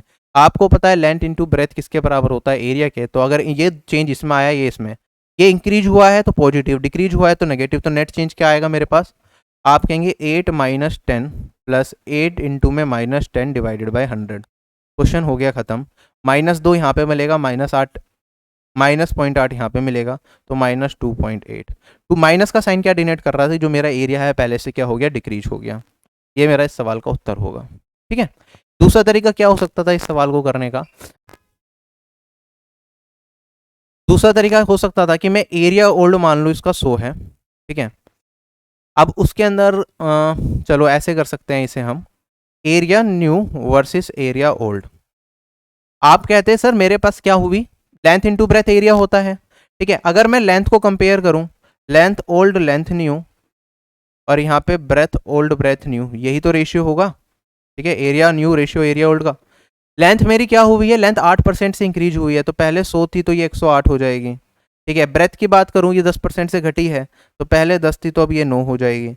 एरिया न्यू एरिया ओल्ड, अब आप ऐसे सोल्व करेंगे तो इसे सोल्व करने के बाद जो वैल्यू निकल के आएगी यहाँ पे न्यूमरेटर, ये एरिया ओल्ड की, एरिया ओल्ड में से एरिया न्यू को हटाएंगे तो आपको पता दिखेगा कि यहाँ पे वैल्यू क्या हो रही है, डिक्रीज हुई है, कितने परसेंट डिक्रीज हुई है, वैसे निकाल सकते हैं। तो लेकिन ये बेटर अप्रोच, अगर ऐसी सिंपल 8 और 10 वैल्यू दे रखें तो आप डायरेक्टली ऐसे कर सकते हैं, ठीक है। अब आप इसे इंडिविजुअल लेके भी ट्राई कर सकते हैं, चलो उस पर जाते नहीं है, अब आगे बढ़ते हैं। ऐसे ही कर लो, ज़्यादा दिमाग नहीं लगाएंगे, अभी टाइम कम है। देखो हम यहाँ पे जो परसेंटेज चैप्टर है मैं इसे लगभग 2 से 3 घंटे के अंदर खत्म कराने की कोशिश करूंगा, लेकिन जनरली जब हम जो डिटेल्ड कोर्स पढ़ते हैं उसमें परसेंटेज 10 से 12 घंटे मिनिमम जाता है। ठीक है, तो उसमें बहुत सारी चीज़ें हम और डिस्कस कर रहे होते हैं, लेकिन अभी टारगेट क्या है कि आपका एग्जाम क्लियर हो जाए, आप इतना सीख जाए। कहता है एक ट्राइंगल के बेस को हमने क्या करा, 40% इंक्रीज कर दिया। ठीक है, हमें उसके हाइट को कितना इंक्रीज करना चाहिए जिससे कि उसका एरिया क्या हो जाए, 60% से बढ़ जाए। ट्राइंगल का एरिया क्या होता है, हाफ इंटू में बेस इंटू में हाइट। ठीक है, अगर मैं बात करता हूं हमें एरिया उसका बढ़ाना है 60% से, तो area new ratio area old की मैं बात करूंगा। ठीक है, 60% बनाना है, 60% होता है 3/5। अगर पहले 5 था तो 3 से बढ़ के 8 हो जाए, ये मुझे दे रखा है। इसमें कहता है हमने क्या करा, बेस ऑफ ट्राइंगल को इंक्रीज करा 40% से। ठीक है, अगर एरिया न्यू की बात करूं, हाफ इंटू में बी न्यू इंटू में मेरे पास हाइट न्यू आएगा। और अगर मैं ओल्ड की बात करूंगा, हाफ इंटू में बेस ओल्ड इंटू में हाइट ओल्ड। हाफ से हाफ कटेगा, आप कहेंगे सर बेस मैंने इंक्रीज कर दिया 40% से, तो base new ratio base old में निकाल सकता हूं। 40% होता है 2/5, तो पहले अगर बेस 5 था तो अब 2 से बढ़ के कितना हो जाएगा, मेरे पास 7 हो जाएगा। ठीक है, अब बताना हाइट को कितना और इंक्रीज कर दें कि नेट चेंज मेरे पास कितने का आ जाए, 60% का आ जाए। तो आप कहेंगे सर हाइट ओल्ड जो भी है, अगर हाइट ओल्ड को 100 मान लूं, तो 100 में कितने का इंक्रीज कर देते हैं, एक्स का इंक्रीज कर देते हैं 100 + एक्स। ये सोल्व करके मैं अपना इस क्वेश्चन का आंसर बता सकता हूं कि क्या आएगा। आप देखेंगे 5 से मेरा 5 कट जाएगा, 100 इंटू 800, वहां 700 घटाएंगे तो 100 बचेगा, और डिवाइडेड बाई यहाँ पे मेरे पास 7x इधर बनेगा, तो x का मान आ जाएगा 100/7। और ये होता है 100/7 कितना होता है, ये मेरा इस क्वेश्चन का आंसर है। 14 2/7 इज 14.29 अप्रोक्सीमेट अगर हम करेंगे तो। ठीक है, एक तरीका ये होगा, दूसरा तरीका हम इसी में वो भी देखते हैं कि हम और क्या कर सकते हैं इस तरह के सवाल में। ठीक है, देखो जब भी मैं ये क्वेश्चन बता रहा था, जो मैं प्रीवियस अप्रोच आपको बताने वाला था, वो देखो यहाँ पे मैंने क्या करा था, मेरे पास जो डिक्रीज था ना -2.8% का था। यहाँ पे मेरे पास जब मैं रेक्टेंगल को कंसिडर कर रहा था तो मेरे पास दो चीजें आ रही थी, एक उसकी लेंथ आ रही थी और एक क्या आ रही थी, उसकी ब्रेथ आ रही थी। ठीक है, तो हम क्या कर सकते हैं, हम डायरेक्टली इसे इस तरीके से सोल्व कर सकते हैं। ये अप्रोच समझना बहुत काम की अप्रोच रहेगी। मैंने मान लिया मेरे पास जो रेक्टेंगल था उसका एरिया था ये। एरिया ऑफ रेक्टेंगल किस चीज पे डिपेंड करता है, लेंथ और ब्रेथ के उनके प्रोडक्ट के ऊपर डिपेंड करता है। मैंने कहा कि लेंथ को हमने क्या करा, इंक्रीज कर दिया किससे, 8% से। तो मैं डायरेक्टली क्या करूंगा, जो लेंथ और ब्रेथ इसके दो कंपोनेंट्स हैं, तो मैं मान लेता हूं पहले मैंने इसे सक्सेसिवली एरिया को लेंथ वाले कंपोनेंट से चेंज किया, और फिर मैं मान लूंगा कि जो मैंने ब्रेथ वाला पोर्शन है इसे सक्सेसिवली एरिया को ही ब्रेथ वाले कंपोनेंट से चेंज किया। मैं कहूंगा मेरे पास एरिया अगर 100 था, लेंथ मैंने 8% से बढ़ाई, तो मैं एरिया को 8% से बढ़ाता हूं। पहले 100 था तो अभी 108 हो गया जैसे मैंने लेंथ में चेंज किया। अब मैं ब्रेथ में चेंज कर रहा हूं, ब्रेथ को मैंने 10% से घटाया तो इसे 10% से घटाऊंगा, इसका 10% होगा 10.8। अगर इसे 10.8 से मैं यहाँ पे रिड्यूस करता हूँ, 108 में से 10.8 को घटाऊंगा तो मेरे पास आएगा ये 97.2। तो जो मेरा एरिया ओल्ड था ये मेरा क्या बनेगा, एरिया न्यू बनेगा, और डिफरेंस कितना आ जाएगा 2.8 का। तो जो मेरा नया एरिया वो 2 पॉइंट कम हो गया 100 से, तो कितने परसेंट कम हो गया, 2.8। आप इस तरीके से भी इस क्वेश्चन को सोल्व कर सकते थे। ठीक है, जिसे समझ आ गया अच्छी चीज ये वाली अप्रोच, जिसे नहीं आया कोई दिक्कत नहीं, आप बेसिक से करें। तो ऐसे ही अगर मैं बात करता हूं एरिया ऑफ अ ट्राइंगल, ये किस पे डिपेंडेंट है, directly proportional to base into height, constant part को हम छोड़ देते हैं। ठीक है, अब इसमें क्या कह रहा है, हमने क्या करा, एरिया ऑफ ट्राइंगल की अगर मैं बात करूं, मैंने इसका क्या करा, बेस को 40% बढ़ाया, टोटल एरिया मेरा 60% बढ़ा। तो मैंने कहा टोटल एरिया पहले मैं इनिशियल मान लेता हूं 100। ठीक है, अगर टोटल 60% बढ़ाया तो 100 का कितना हो गया, 160 हो गया। अब मैंने क्या करा, इसमें दो चीजें इंक्रीज करी, एक पहले बेस को इंक्रीज करा और हाइट को इंक्रीज करा। पहले बेस को अगर 40% इंक्रीज करा तो बेस इंक्रीज करने के बाद एरिया बन गया 140। अब इसमें मैंने कुछ परसेंट इंक्रीज करा होगा हाइट को, जिसकी वजह से ये 160 बना। तो कितने परसेंट इंक्रीज करा ये देखो आप, 140 का 160 बना, अगर मैं 20 से काट दूं तो ये 7 आएगा और ये 8 आ जाएगा। तो 7 था ये 8 बन गया, कितना इंक्रीज करा, एक रेशियो इंक्रीज करा, कितने पे, 7 पे। तो कितने परसेंट इंक्रीज करना पड़ेगा, 1/7, रेशियो में है, परसेंटेज में कन्वर्ट करेंगे तो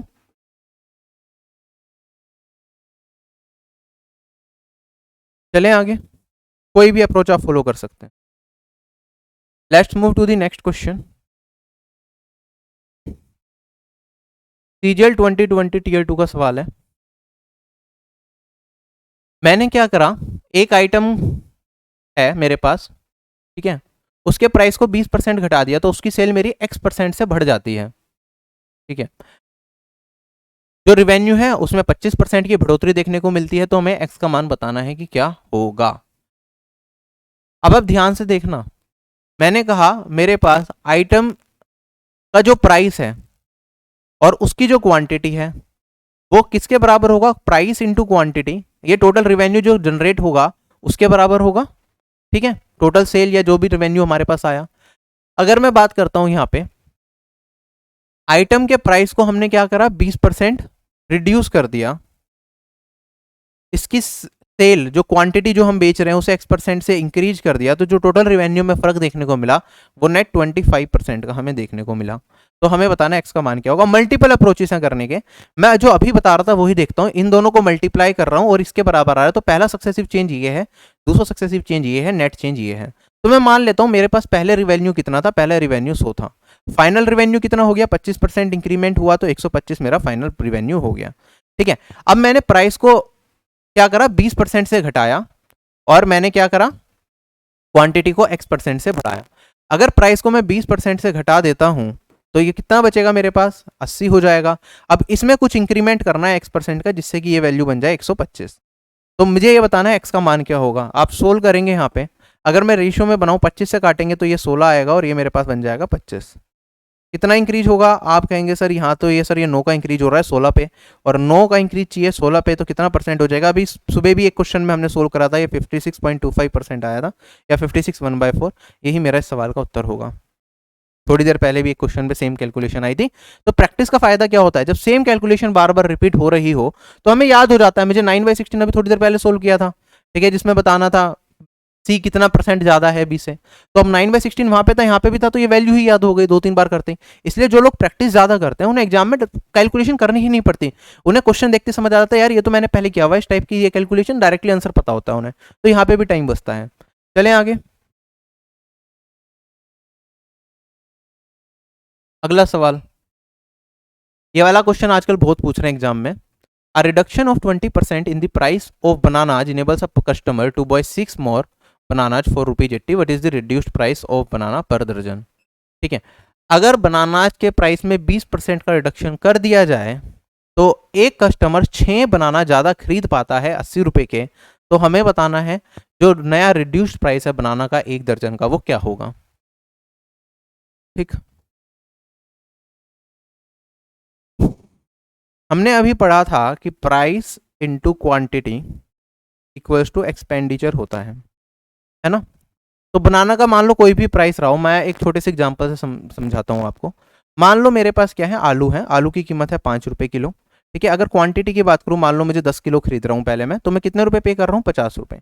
अब मैं क्या चाहता हूँ कि मैं 50 रुपये ही पे करूँ, सेम ही पैसे खर्च करने हैं, और मैंने क्या करा, आलू का प्राइस मेरा बढ़ गया, आलू का प्राइस कितना हो गया, 5 की जगह 10 रुपये हो गया। तो आप बताओ मैं कितनी क्वांटिटी खरीद पाऊंगा। आप कहेंगे सर टोटल तो आपको 50 रुपये ही खर्च करने पड़ते हैं, तो आप क्या करोगे, 50 को 10 से विभाजित करोगे तो आपके पास आएगा 5। कि अगर आलू का प्राइस मेरा क्या हो गया, इंक्रीज हो गया, तो क्वांटिटी रिड्यूस होगी, तभी जाके मेरे पास क्या आएगा, सेम एक्सपेंडिचर मेरा मेंटेन रहेगा। ठीक, तो यहाँ पे अगर मैं बात करता हूँ, सीधी सी बात है भैया, आप पैसे सेम खर्च करने हो, कोई चीज़ महंगी हो गई तो कम खरीद पाओगे आप, सस्ती होगी तो ज़्यादा खरीद पाओगे, वही कंसेप्ट यहाँ पे लगता है। कहता है reduction of 20% in the price of the banana. Banana का प्राइस कितना घट गया, 20% से घट गया, 20% इज 1/5। तो मैं करूँगा, अगर प्राइस की बात करता हूँ ओल्ड वर्सेस न्यू, तो आप कहेंगे सर 20% घटा है, तो पहले 5 था तो अब कितना हो गया, 4 हो गया नया प्राइस। क्योंकि मुझे पता है इसकी वजह से एक कस्टमर 6 ज्यादा खरीद पा रहा है 80 रुपए में, तो पहले भी वो 80 रुपए खर्च कर रहा था, अब भी 80 रुपए खर्च कर रहा है, एक्सपेंडिचर क्या है, कांस्टेंट है। तो मैं कहूंगा प्राइस क्या हो जाएगा, इनवर्सली प्रोपोर्शनल टू क्वांटिटी हो जाता है। ठीक है, जैसे कि मैंने बात करी P1 Q1, अगर ये एक्सपेंडिचर के बराबर है, और अगर मैं बात करता हूँ P2 Q2, एक्सपेंडिचर सेम रखना है, ई ही रखना है, इन दोनों को डिवाइड करेंगे तो मेरे पास P1 Q1 divided by P2 Q2, ये मेरा 1 के बराबर होगा, P1 बाई P2 बराबर हो जाएगा Q2 बाई Q1। मतलब ये क्या बनाएगा, इनवर्स रिलेशनशिप यहाँ पे स्टेब्लिश होगी। ठीक है, इनवर्स रिलेशनशिप स्टेब्लिश हो रही है, तो प्राइस का रेशियो अगर ये है तो क्वांटिटी का रेशियो क्या होगा मेरा, 4:5 होगा। क्लियर। तो अब हमारा क्वांटिटी में तो हमें डिफरेंस दे रखा है कि अब क्या हो रहा है, क्योंकि प्राइस कम हो गया, सेम अमाउंट में एक पर्सन 6 मैंगो ज़्यादा खरीद पा रहा है। तो यहाँ पे 4 रेशियो पहले खरीद पा रहा था तो 5 खरीद पाएगा, तो 1 रेशियो ज़्यादा खरीद पा रहा है। 1 रेशियो किसके बराबर है, 6 बनाना के। तो इसका मतलब जो नए बनाना है वो कितने खरीद पाएगा, 6 इंटू में 5, सॉरी 5 इंटू में 6, और ये वाली वैल्यू हो जाएगी 30। तो अब वो 30 बनाना खरीद पा रहा है। ठीक है, कितने रुपए में खरीद पा रहा है 30 बनाना, 80 रुपए में। तो एक बनाना का प्राइस कितना हो जाएगा, 80 भाग 30 हो जाएगा।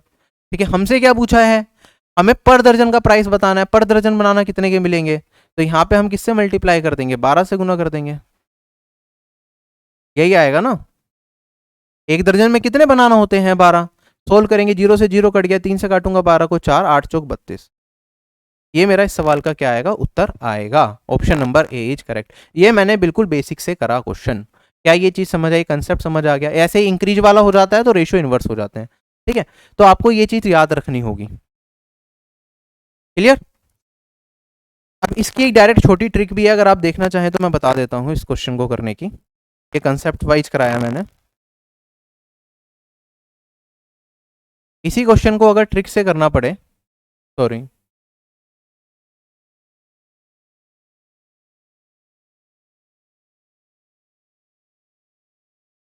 तो हमारे पास एक डायरेक्ट अप्रोच होती है।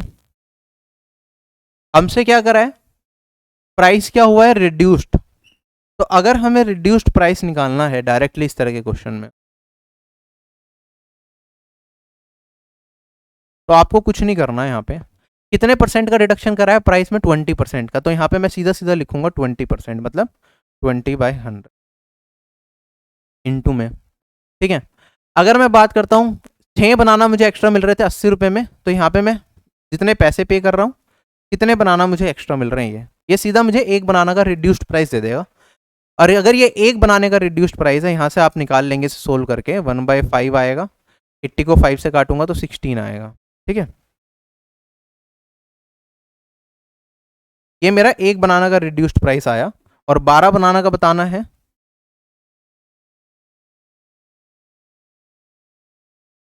2। ठीक है, ये आप याद रख सकते हैं, इस पे क्वेश्चन बहुत बने हैं तो डायरेक्टली कर पाएंगे। रिड्यूस्ड प्राइस निकल गया, ओरिजिनल पूछ ले तो ओरिजिनल कैसे निकालेंगे भैया, 20% रिड्यूस करके प्राइस की वैल्यू मेरे पास एक दर्जन बनाना की 32 आ रही है। तो एक्चुअल प्राइस क्या होगा, 20%, मतलब एक्चुअल वैल्यू अगर मैं 100 रेशियो मान लूँ तो रिड्यूस्ड वैल्यू क्या होगी, 80 रेशियो। 80 रेशियो का मान मेरे पास 32 है। अगर मेरे से पूछता कि ओरिजिनल प्राइस कितना था, तो आप कहते 32 भाग 80 गुना में 100। तो बेसिक से आप ओरिजिनल भी निकाल सकते हैं। ठीक है, रिड्यूस्ड का फॉर्मूला याद रख लो, वरना ओरिजिनल का भी फॉर्मूला होता है, फिर कंफ्यूज हो गए, फायदा कुछ नहीं है। रिड्यूस्ड वाला आपने फॉर्मूला याद रखा और आपके पास यहाँ पे रिड्यूस्ड वैल्यू आएगी, उससे ओरिजिनल में कन्वर्ट कर सकते हैं। ठीक है, अब मैं आगे बढ़ता हूँ। सिलेक्शन पोस्ट फेज 10 एग्जामिनेशन का क्वेश्चन है। एक कार की कॉस्ट पहले 10% से इंक्रीज करती है, फिर डिक्रीज करती है 20% से। किसी रीजन की वजह से फिर से उसकी कॉस्ट क्या है, 15% से इंक्रीज करती है। तो हमें बताना है रिजल्टिंग कॉस्ट में परसेंटेज और इंक्रीज और डिक्रीज कितना होगा। कैसे करेंगे, फटाफट से। मैंने कहा पहले उसकी कीमत मान लेते हैं 100। पहले क्या हुआ, 10% बढ़ी, 10% बढ़ी तो 110 हो गई। फिर कहा 20% घट गई, 20% घटेगी तो 110 का 20 22 होगा, तो ये वाली वैल्यू मेरे पास 88 आ जाएगी। फिर कह रहा है कि यहाँ पे मेरे पास क्या होगा, यहाँ पे -10 हुआ था, यहाँ पे 22, सॉरी यहाँ पे +10 था, यहाँ पे -22 हुआ। किसी रीजन की वजह से इसका प्राइस फिर से 15% बढ़ गया, तो +15%।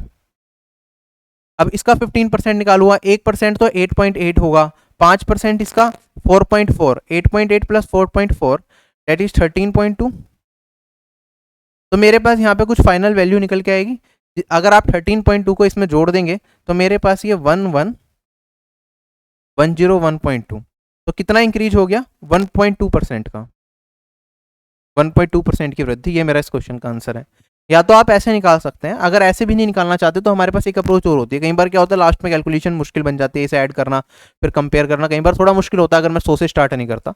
आप नेट चेंज देखते हैं, यहाँ पे ये 10 है, फिर -22 का हुआ, फिर +13.2, 13.2 प्लस 10 23.2, उसमें से 22 को घटाऊंगा तो मेरे पास बचेगा 1.2।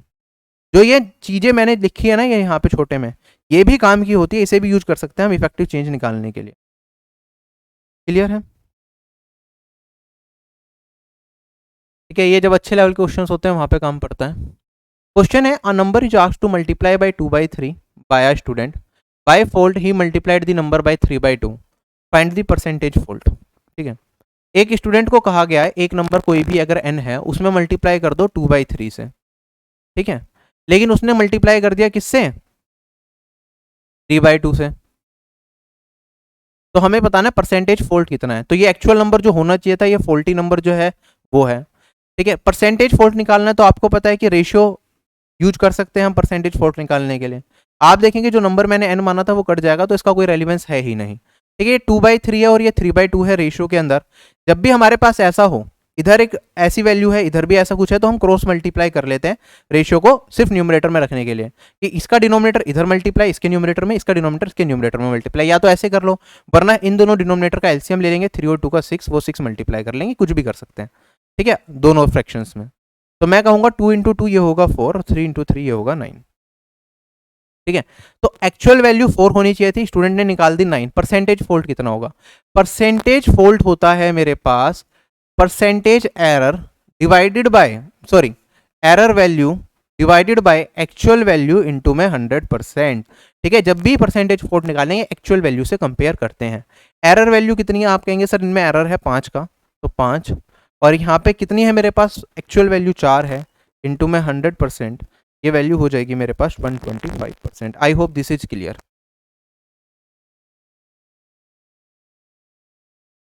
अगला सवाल हमारे पास,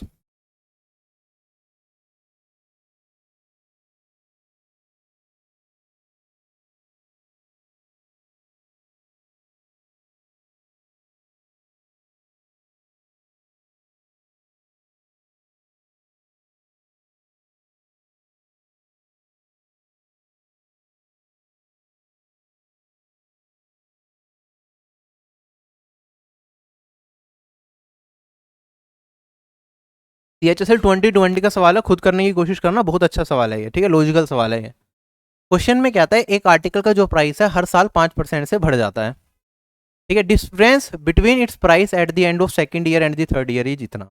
दूसरे और तीसरे साल के अंत में जो उसका प्राइस बनता है उसमें डिफरेंस कितने का है?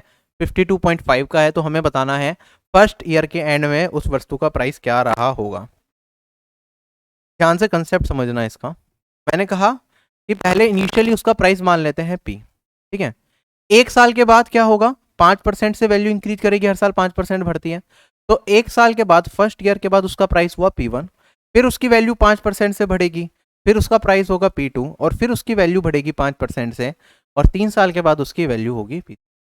हमें क्या दे रखा है कि जो वैल्यू है उसकी सेकेंड ईयर और थर्ड ईयर के बाद में उनका डिफरेंस है कितना? 52.5। मतलब P3 माइनस P2 मुझे दे रखा है 52.5। हमें वैल्यू बतानी है क्या? कि पहले साल के अंत में उसकी कीमत कितनी थी, P1 का मान निकालना है। अब बड़े लॉजिकली करेंगे, बहुत वैसे तो बेसिक से करने लग जाओ तो फंस जाओगे इसमें, अगर सीधा परसेंटेज 5% कर करके एक कैलकुलेशन कर रहे हो। इसे डायरेक्टली कैसे करना वो मेरे से सीखो आप।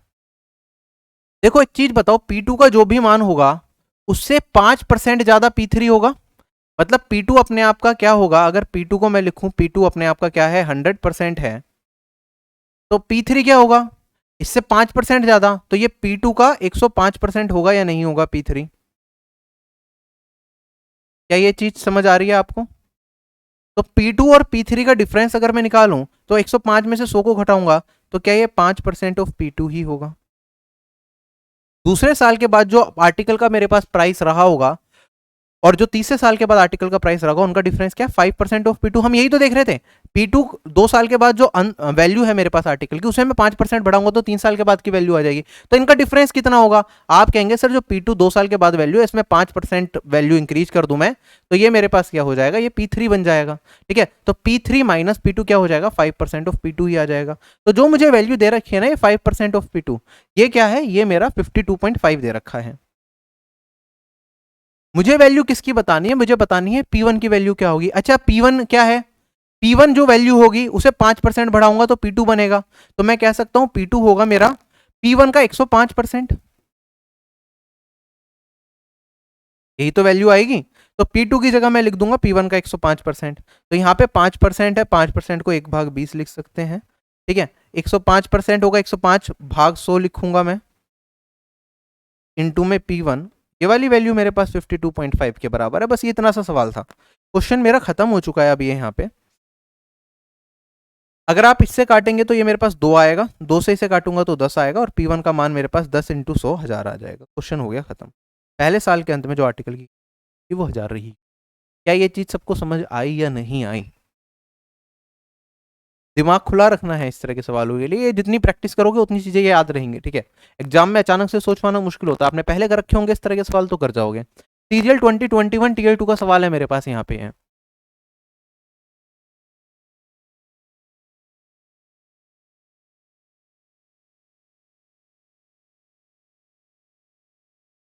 बहुत प्यारा सवाल है, ध्यान से करेंगे।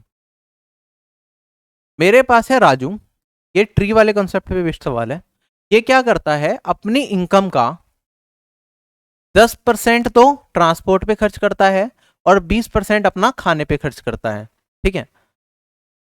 जो बचा इसके पास पैसा, उसका 30% कपड़े पे खर्च करता है।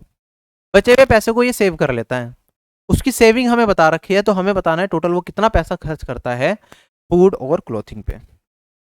इस तरह के सवाल को दो तरीके से किया जा सकता है। मैं पहले बिल्कुल ट्री वाला कंसेप्ट आपको समझाता हूँ कि कैसे करेंगे। जो उसकी टोटल इनकम है, खर्चा सारा का सारा उसी से होगा। हमारे पास कंसेप्ट होता है, इनकम होता है सेविंग प्लस एक्सपेंडिचर। मतलब जो भी हमने कमाया उसमें से या तो कुछ बचा लेंगे और बाकी का क्या करेंगे, खर्च कर देंगे। सिंपल सी चीज है। तो टोटल इनकम को हम क्या मान लेते हैं, हमेशा 100 मान लेते हैं, डिपेंडिंग अपॉन दी क्वेश्चन। अगर परसेंटेज में चीजें दे रखी हैं तो 100 मानेंगे, रेशियो में दे रखी हैं तो उस हिसाब से हम कंसिडर करते हैं, वो हम आगे देखेंगे। तो मैंने क्या कहा, राजू की इनकम मान ली 100। ये क्या करता है, अपनी इनकम का 10% तो सेव खर्च करता है ट्रांसपोर्ट पे, 10% गया ट्रांसपोर्ट पे, ठीक है। बाकी 20% कहाँ खर्च करता है, फूड पे, तो 20% गया फूड पे। तो आप जल्दी से निकालो, 100 का 10% होता है 10, 100 का 20% होता है 20। इतना खर्च कर दिया। अब रिमेनिंग कितना बचा इसके पास, रिमेनिंग बचा इसके पास 100 में से 20, 10 और 20 30 को घटाऊंगा तो मेरे पास बचा 70। अब कहता है he spend 30% of the remaining on clothing. तो इसका 30% क्या कपड़े पे खर्च कर देगा। इसका 30% निकालूंगा तो 7 या 21 इसने खर्च कर दिया, 70 में से 21 खर्च कर दिया, तो बचा कितना इसके पास, ये बचा इसके पास 49। और यही क्या है, इसकी सेविंग है। तो ये रिमेनिंग है या फिर मैं कहूँ सेविंग है। इसकी सेविंग मुझे दे रखी है 26460। तो 49 रेशियो मेरा किसके बराबर होगा, ये बराबर होगा 26460 के। हमें बताना है कि कितना पैसा उसने खर्च किया कपड़े पे और फूड पे। फूड पे कितना खर्च किया था इसने, 20 खर्च किया था। कपड़े पे कितना खर्च किया था इसने, 21 खर्च किया था। तो टोटल इसने 41 खर्च किया है। 41 का मान बताना है। क्लियर है या नहीं है? तो ये मेरा आंसर आएगा इस क्वेश्चन का। अब यहाँ पे अगर आप ध्यान से ऑब्जर्व करें इस चीज को, मेरे पास 4 ऑप्शन दे रखे हैं। 22,000 कुछ है, 23,000, 24,000, 26,000। मल्टीपल तरीके मेरे पास इस क्वेश्चन को सोल्व करने के हो सकते हैं। एक हो सकता है मेरा यूनिट डिजिट कॉन्सेप्ट, की मैं यूनिट डिजिट निकालने की कोशिश करूँ, एग्जैक्ट वैल्यू में आंसर दे रखा है।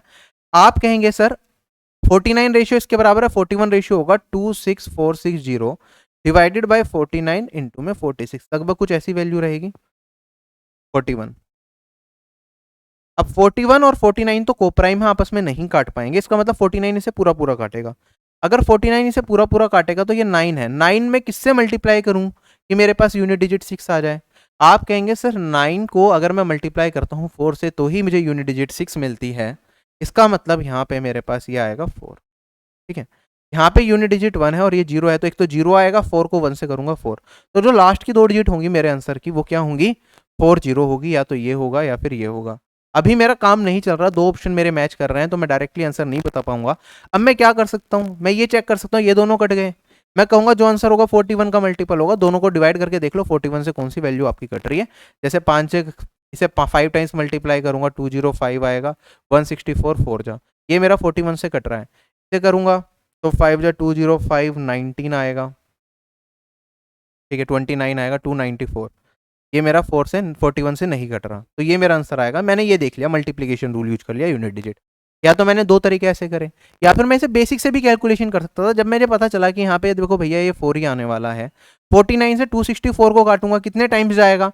आप कहेंगे सर ये सीधा सीधा 5 टाइम्स जाएगा, और उसके बाद अगली, क्योंकि यहाँ पे 4 है, 9 में 4 से मल्टीप्लाई करता हूँ तभी 4 आता, 6 से 4 से मल्टीप्लाई करूंगा तभी 6 आएगा, तो यहाँ पे 5 4 ही आएगा और ये 0 इंटू में 41, ये मेरा आंसर होगा। आप इसे पूरा मल्टीप्लाई कर सकते हैं। 0 41 को 4 से करूंगा तो 164, 16 कैरी फॉरवर्ड, और यहाँ पे मेरे पास 205 और 16 220।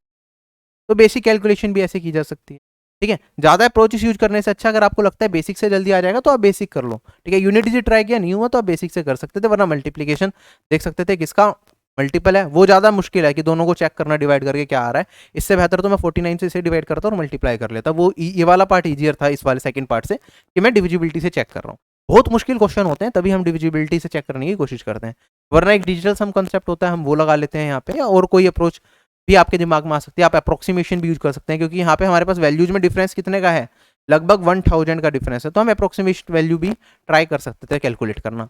अप्रोक्सीमेट कैसे करते हैं आप देखते हैं, यहाँ पे ये 8 इंटू अप्रोक्सीमेटली 8 टाइम्स है, सॉरी 6 टाइम्स है, ये 8 इंटू अप्रोक्सीमेटली 5 टाइम्स है, तो डिवाइडेड बाई 6 यहाँ पे इंटू 5 कर लेते तो एक अप्रोक्सीमेट वैल्यू, थोड़ा बड़ा अप्रोक्सीमेशन होता, बट इन दोनों में हम डिफ्रेंशिएट कर पाते कि क्या आंसर हो।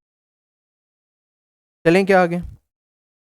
तो ये सारी चीज़ें क्वेश्चन टू क्वेश्चन डिपेंड करेगी कि आपको कौन सी अप्रोच यूज करनी है, और ये प्रैक्टिस से आप और ज़्यादा माहिर होंगे इस चीज़ में। हो सकता है आपको अभी देखने में जो चीज़ लगे कि मैं बता रहा हूँ वो बड़ा जा रहा है, बट प्रैक्टिस करेंगे तो आपको समझ आएगा वो चीज़ कितनी आसान हो जाती है। एक और क्वेश्चन सीजीएल 2020 का कहता है, Rajan spend 10% of his salary on rent, he spend 20% of the remaining part of his salary on transport, after which he spend 40% of the balance of the salary on food. Further, he spent 80% of the balance on various bills. He deposits 5,000 in the bank and kept the remaining 1480 for his own petty expense. Find the money.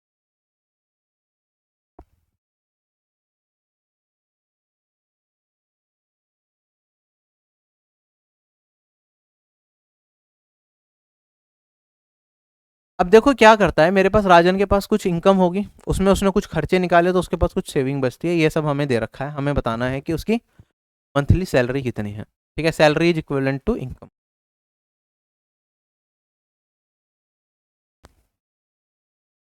राजन ने क्या करा, 10% खर्च करा, फिर बचे हुए का 20% खर्च करा, फिर बचे हुए का 40% खर्च करा, फिर बचे हुए का 80% खर्च करा। तो ये क्या करता जा रहा है, एक परसेंटेज, जो एक कुछ खर्च करा, फिर जो बचा उसका कुछ परसेंटेज खर्च करा, फिर जो बचा उसका कुछ परसेंटेज खर्च करा। जब लगातार हमारे पास सक्सेसिवली वैल्यू रिड्यूस होती जा रही है, तो उस केस में हम अवॉइड करते हैं इस ट्री कंसेप्ट पे जाना। ठीक है, इस वाले कंसेप्ट को हम थोड़ा सा अवॉइड करके चलते हैं। ये हम तब यूज करते हैं जब मिक्सचर चल रहा हो, कि कभी कुछ टोटल का कुछ परसेंट कर रहे हैं, कभी हम जो बचा हुआ है उसका कुछ परसेंट कर रहे हैं, तो उस केस में ये ट्री कॉन्सेप्ट बेटर रहता है। ठीक है, लेकिन अगर हमारे पास जो एक फिक्स वैल्यू उसका ही कुछ परसेंट खर्च करा, फिर बचे हुए का कुछ परसेंट, फिर बचे हुए का कुछ परसेंट, अगर उसी अप्रोच से हम बार बार चलते हैं तो हमारे लिए एक डायरेक्ट सक्सेसिव मेथड ही बेस्ट रहता है। मैंने मान लिया राजन की सैलरी है आर। अब इसने क्या करा, इसने अपनी सैलरी का 10% दे दिया रेंट में, तो बचेगा कितना, 10% कम हो गया तो 90% बचेगा। 90% इज 9/10। फिर इसने 20% खर्च कर दिया सैलरी का ट्रांसपोर्ट पे, 20% खर्च कर दिया, 80% बचेगा, 80% होगा 4/5, इतनी सैलरी बची इसके पास। फिर उसने क्या करा, 40% खर्च कर दिया सैलरी का फूड पे, 40% खर्च कर दिया तो बचेगा 60%, 60% होता है 3/5। ठीक है, फिर इसने क्या करा, 80% बैलेंस का ओन और अदर बिल्स पे खर्च कर दिया, 80% खर्च करा तो बचाएगा कितना, 20%, 20% इज 1/5। ठीक है, राजन के पास इतना पैसा बचा ये सब खर्च करने के बाद। ठीक है, उसके बाद उसने क्या करा, इसमें से 5,000 रुपए जाके बैंक में डाल दिए, तो अभी इतना पैसा बचा था, इसमें से 5,000 रुपए और निकाल लिए, ये जाके डाल दिए बैंक के अंदर। अब उसके पास जो फाइनली अमाउंट बचा है, उसके पास बचा है अमाउंट 1480। हमें बताना है कि राजन की मंथली सैलरी क्या है, आर का मान निकालना है, सोल्व करके क्वेश्चन हो गया खत्म। 5,000 इसमें जोड़ दूंगा तो 6480 बनेगा, तो यहाँ पे मैं ऐड कर ही देता हूँ। ठीक है, क्लियर है। सोल्व करेंगे, 4 ऑप्शंस भी दे रखे हैं हमें, ऑप्शंस की भी मदद ले सकते हैं सोल्व करने के लिए हम। चलो पहले बेसिक से करते हैं जितना हो पाए। क्या आएगा हमारे पास वैल्यू, आप कहेंगे सर 4 से इसे काटूंगा मैं, कट जाएगा पूरा पूरा, 1620 आएगा। ठीक, अभी हमारे पास ये और किसी से कट सकता है क्या, देखो 9 है और 3 है। ठीक है, ये तो एग्जैक्ट वैल्यू बचेगी बचेगी, फिर 5 5 5 125 1250 से मल्टीप्लाई करना पड़ेगा, तो मेरा आंसर 1250 का मल्टीप्लीकेशन होगा, ये तो मुझे दिख रहा है।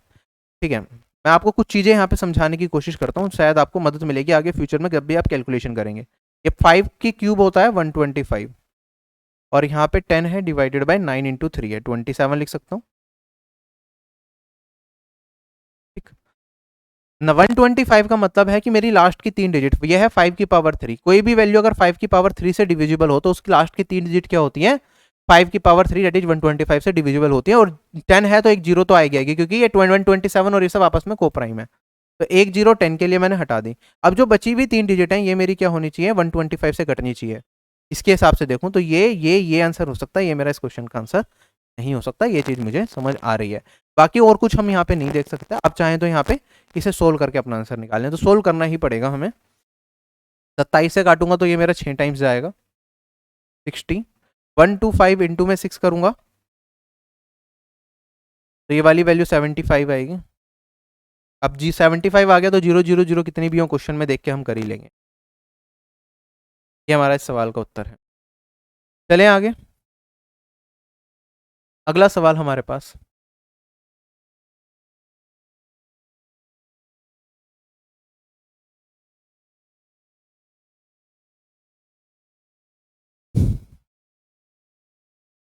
देखो क्वेश्चन में कहता है एक टाउन है जिसकी पॉपुलेशन है 8000। एक साल में मेल पॉपुलेशन हमारी बढ़ी 10% से, फीमेल पॉपुलेशन बढ़ी हमारी 8% से, टोटल पॉपुलेशन इंक्रीज हुई 9% से। तो हमें बताना है नंबर ऑफ मेल्स कितने। बिल्कुल बेसिक से अगर मैं लेके चलूँ इस तरह के क्वेश्चन को, बिल्कुल बेसिक से भी आप ट्राई कर सकते हैं अगर आपको कॉन्सेप्ट कम पता है अभी, वरना इस क्वेश्चन को एलिगेशन से, सोचने के तरीके से, मल्टीपल तरीके से किया जा सकता है। मैं आपको बिल्कुल बेसिक से बताता हूँ। एक टाउन है जिसमें पॉपुलेशन है 8000, तो इसमें मेल होंगे और फीमेल होंगे, मेन और फीमेल मिला के हमारे पास कितने लोग हो गए? 8000 लोग हो गए। कहता है मेल पॉपुलेशन इंक्रीज करी 10% से, तो कितने बढ़ गए मेल मेरे? 10% से बढ़ गए। फीमेल कितनी बढ़ी मेरे? फीमेल पॉपुलेशन इंक्रीज करी 8% से, तो 8% मेरी फीमेल्स बढ़ गई। टोटल मेल और फीमेल कितने इंक्रीज हुए हैं मेरे? 9% से, तो 9% टोटल मेल और फीमेल पॉपुलेशन। तो हमें बताना है the number of males in the town, male कितने होंगे। अगर मेल को निकालें, आप इसे सोल्व कर सकते हैं। 10% मेल है, 9% मेल है, 1% मेल बचेगा इधर। यहाँ पे 8% फीमेल है, 9% फीमेल है, 1% फीमेल बचेंगी इधर। तो मेल इक्वल्स टू फीमेल, जितने मेल है मेरे उतने ही फीमेल है। मेल प्लस फीमेल है 8000, तो बराबर है अगर मेल और फीमेल, तो मेल कितने होंगे? 4000 होंगे, और फीमेल भी कितनी होंगी? 4000 होंगी। Mail population 4000। ये बिल्कुल बेसिक से बताया, ये बेसिक कंसेप्ट बहुत इंपॉर्टेंट है, ये बेसिक हमेशा याद रखना। इस तरह के जब मुश्किल क्वेश्चन आएंगे तो आप लॉजिकल अप्रोच यूज नहीं कर पाएंगे, एलिगेशन भी बहुत मुश्किल हो जाएगा जो मैं अभी बताऊंगा आपको। तो आपको बेसिक याद रखना है, इसका बेसिक से कैसे करने होते हैं एग्जाम में। बेसिक से कब क्वेश्चन इस टाइप के हम करते हैं, इसके बहुत ज़्यादा डिटेल टाइप्स में मैं नहीं जाऊंगा, क्योंकि कभी कभी एग्जामिनर इस पे बेस्ड क्वेश्चन पूछता है पॉपुलेशन पे। बट फिलहाल आपको ये कंसेप्ट मैंने बता दिया कि कैसे करना है। दूसरा तरीका, हम इसमें एक एलिगेशन लगा सकते हैं। ठीक है, हमने कहा मेल और फीमेल पॉपुलेशन टोटल कितनी है, अगर एलिगेशन से करते हैं 8000 है। ठीक है, मेल कितने परसेंट इंक्रीज करे? 10%। फीमेल इंक्रीज करी हमारी 8%। टोटल मेल और फीमेल में इंक्रीमेंट कितने का है? 9% का। तो अगर मैं इसमें एलिगेशन लगा दूं तो मुझे इनिशियल रेशियो मिल जाएगा मेल और फीमेल का कितना है। 10 में से बड़े में से छोटे वाले को घटाएंगे, 10 में से 9 घटाया 1। अब इन दोनों को कंपेयर करते हैं हम, इन दोनों में फिर बड़े में से छोटे को घटाया, 9 में से 8 को घटाया तो 1, तो ये आ जाएगा 1:1। तो ये क्या आया? 1:1। ये मेल और फीमेल पॉपुलेशन का रेशियो आया डायरेक्ट एलिगेशन से। आप यहाँ से मेल और फीमेल पॉपुलेशन का देखेंगे 1:1 है, तो मेल और फीमेल बराबर हो गए। इसका मतलब मेल पॉपुलेशन आप निकालेंगे तो ये मतलब 1:1 आया, तो मतलब 2 रेशियो रिप्रेजेंट करेगा 8000 को, 1 रेशियो रिप्रेजेंट करेगा 4000 को। तो मेल कितना था? 1 रेशियो, तो मेल पॉपुलेशन ही आ जाएगी, ऐसी फीमेल पॉपुलेशन। ठीक है, आगे बढ़ते हैं। एक डायरेक्ट अप्रोच होता है सोच के मन मन में, ठीक है, वो भी हम ट्राई कर सकते हैं, लेकिन अभी मैं वो यहाँ पे डिस्कस नहीं कर रहा। ठीक है, वो कभी डिटेल्ड कोर्स में ही डिस्कस करें। अब हम कुछ क्वेश्चन सोल्व करेंगे इलेक्शन पे। ठीक है, इलेक्शन आपने सभी लोग ग्रेजुएट्स हैं, सीजीएल एग्जाम देने वाले हैं, तो आप लोग सब एलिजिबल हैं, 18+ सभी के सभी लोग हो जो वोट डालते हैं। तो आप वोट में प्रतिक्रिया क्या होती है? मान लो आपने क्या करा, एक मेरे पास पूरी की पूरी जगह है, एक पूरी पूरी डिस्ट्रिक्ट की मैं बात करता हूँ। ठीक है, इलेक्शन हो रहे हैं, ठीक है, चूज करना है हमें एक मेंबर कि कौन जीतेगा, आप वोट डालने जा रहे हो। तो सबसे पहले डिस्ट्रिक्ट में जितने भी 18+ के लोग होंगे सबके लिए गवर्नमेंट की रिपोजिटरी में जिनका भी डेटा है उनके लिए वोट्स निकाली जाएंगी। मतलब उन्हें क्या किया जाएगा? उन्हें वोट्स दी जाएंगी। जिसके थ्रू वो वोट फाइनली पोल करेंगे। तो इतनी एप्लीकेबल वोट्स होंगी हमारे पास। अब इसमें से क्या होगा, टोटल एक डिस्ट्रिक्ट में इतने एलिजिबल वोटर्स होगा एक तरीके से, वो हमने निकाल लिए, ठीक है, डेटा से गवर्नमेंट के। अब ये हो गए मेरे पास एलिजिबल वोटर्स कह सकते हो, टोटल वोट्स हो सकते हैं एक डिस्ट्रिक्ट की कितनी मैक्सिमम हो सकती है। अब इसमें क्या चीज होती है, पहली चीज तो क्या सभी लोग वोट डालने जाते हैं, नहीं डालते। तो कुछ लोग होंगे, जितने भी टोटल एलिजिबल वोटर्स हैं या जितनी भी टोटल वोट डाली जा सकती थी, उसमें से कुछ लोग होंगे अवॉइड करेंगे जाना। तो मतलब जितने लोग डालने गए, मान लो हमारे पास कुछ लोग 10% लोग छोड़ के चले गए, 10% लोगों ने वोट नहीं डाली। तो टोटल नंबर ऑफ वोट्स को हमेशा इस तरह के क्वेश्चन में हम 100 रेशियो मानते हैं। अगर मैंने कहा 10% लोगों ने वोट नहीं डाली, तो कितने लोग बचेंगे जो वोट डालने जाएंगे, 90 रेशियो, रेशियो की फॉर्म में अगर हम चल रहे, ठीक है। उसके बाद क्या होगा, अब इसमें एक चीज होती है कि तुम डाल के तो आए, लेकिन पहले क्या होता था, पोलिंग बूथ होते थे, आप वहां पे, ठीक है, मैनुअली वोट डालते थे, तो उसमें कुछ वोट इनवैलिड भी हो जाती थी कि आपने सही से फिल नहीं करा वो, या डालते टाइम कोई दिक्कत हो गई, राइट। तो कुछ इनवैलिड वोट्स भी हो जाती हैं, इनवैलिड। तो मैंने कहा चलो मान लो 10% ही हमारे पास क्या हो गई, वोट्स इनवैलिड हो गई। तो हमारे पास यहाँ पे 10% और घटाएंगे तो 81, ये हमारी क्या हो गई, वैलिड वोट्स जो एक्चुअली में डली हैं, जो काउंट होंगी।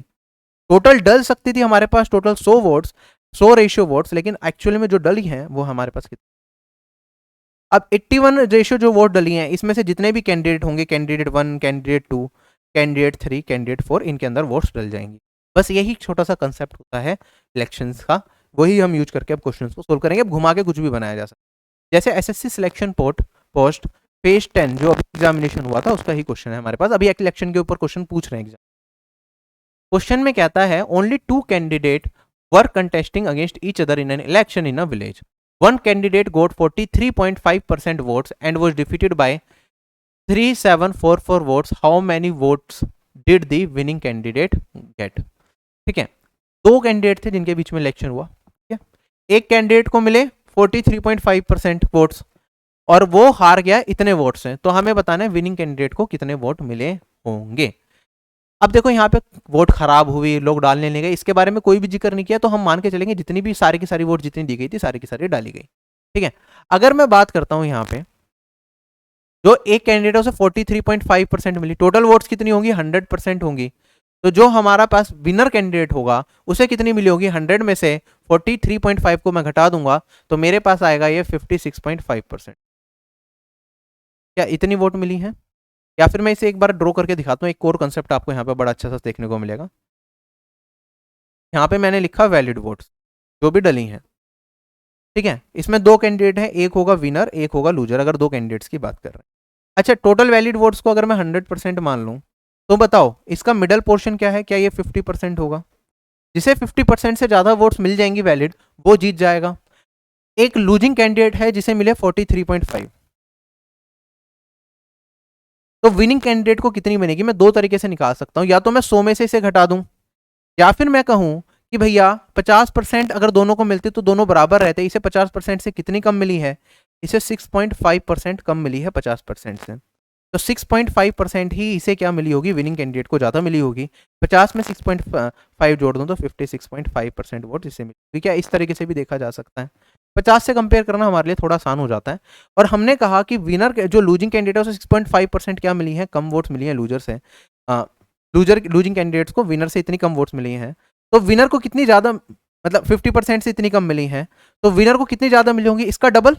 50% से इतनी कम है, इतनी कम तो लूजर की कम है, विनर की इतनी ही ज़्यादा होंगी। तो इन दोनों का जो गैप होगा वो 50 माइनस दी जो 6.5 था, इसका डबल हो जाएगा, ठीक है। 6.5 इंटू 2 डेट इज 13%।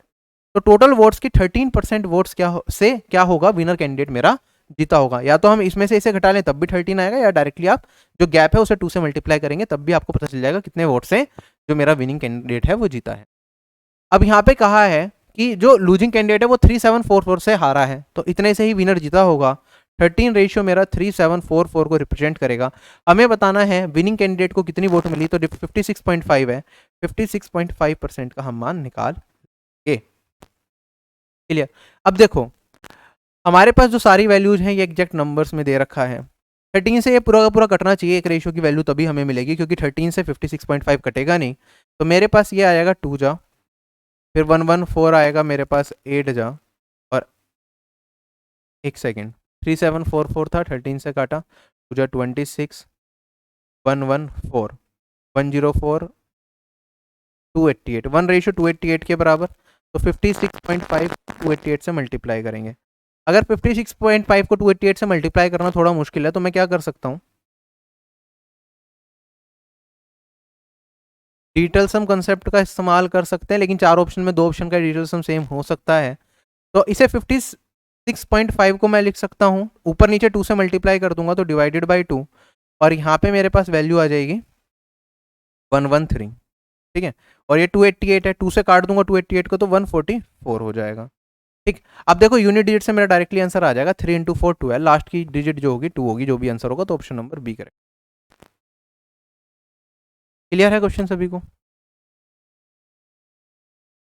अगला सवाल हमारे पास, एक इलेक्शन है दो कैंडिडेट्स के बीच में, 10% वोट्स रही इनवैलिड, पहले कैंडिडेट को 40% मिली टोटल वैलिड वोट्स का, फिर भी वो 2700 वोट से हार गया, तो टोटल नंबर ऑफ वोट्स कितनी डाली गई थी, ठीक है। टोटल नंबर ऑफ वोट्स में मान लेता हूँ 100 है, 10% इनवैलिड हो गई तो मेरे पास कितनी बची, 90 रेशियो वोट्स बची। आगे क्या आता है, पहले कैंडिडेट को 40% of the total number of valid votes मिली, ठीक है। कैंडिडेट 1 को 40% मिलेगी, इसका 40% निकाल लेंगे तो मेरे पास 36 रेशियो आएगा, ठीक। उसके बाद कहता है वो फिर भी हार गया 2700 वोट से, अगर इसे 40% मिली है तो कैंडिडेट 2 को 60% मिली होंगी, जो जीता होगा। ये हो गया मेरे पास, 90 में से 36 घटा दूंगा तब भी मेरे पास 54 आ जाएगा, वरना 6 इंटू 9 करूंगा तो भी 54, ठीक है। कितने वोट से जीत गया ये वाला कैंडिडेट, आप रेशियो में देखेंगे, ये मेरे पास यहाँ पे 18 रेशियो वोट से जीत गया। 18 रेशियो किसे रिप्रेजेंट करेगा, 2700 वोट्स को। हमें बताना है total number of votes polled, ठीक है। वोट्स पोल्ड ये है, ठीक है, उनमें से इनवैलिड हो गई वो बात की बात है, डाली तो गई ना वोट 100 रेशियो, तो 100 रेशियो का मान निकालेंगे, 18 से काटूंगा तो ये 150 आएगा, 100 रेशियो का मान कितना हो जाएगा, 15,000। डन। चलें आगे, सीजीएल 2020 टीयर 1 करो सोल्व।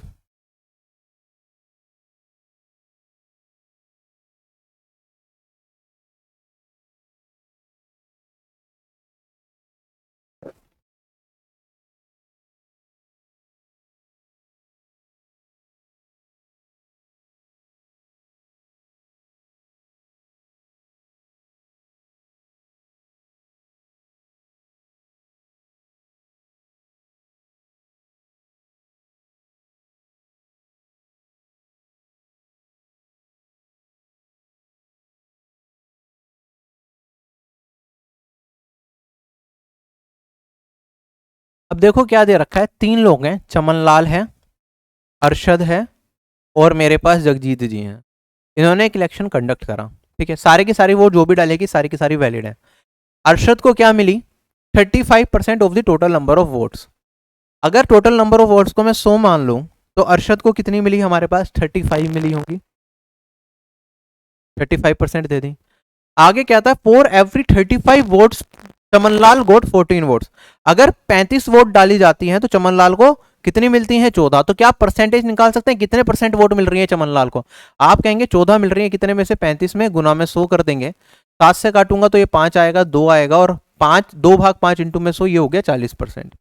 तो यहाँ पे हमें क्या मिल रहा है, चमनलाल को 40% वोट मिल रही है। टोटल वोट 100 थी, अगर मैं चमनलाल की निकालता हूं तो चमनलाल को कितनी मिल रही है, 40 मिल रही है, ठीक है। कहता है the winner got 4950 more votes than the person who received the least number of votes. जो जीता है इलेक्शन उसे 4950 वोट ज्यादा मिल रही है उस पर्सन से जो सबसे कम वोट पा रहा है। हमें बताना है टोटल नंबर ऑफ वोट्स कितनी डाली गई। अब फटाफट से बताओ, देखो टोटल वोट्स है 100, चमनलाल को 40 मिली, अरशद को 35 मिली, 40 जमा 35 ये हो गया मेरे पास 75।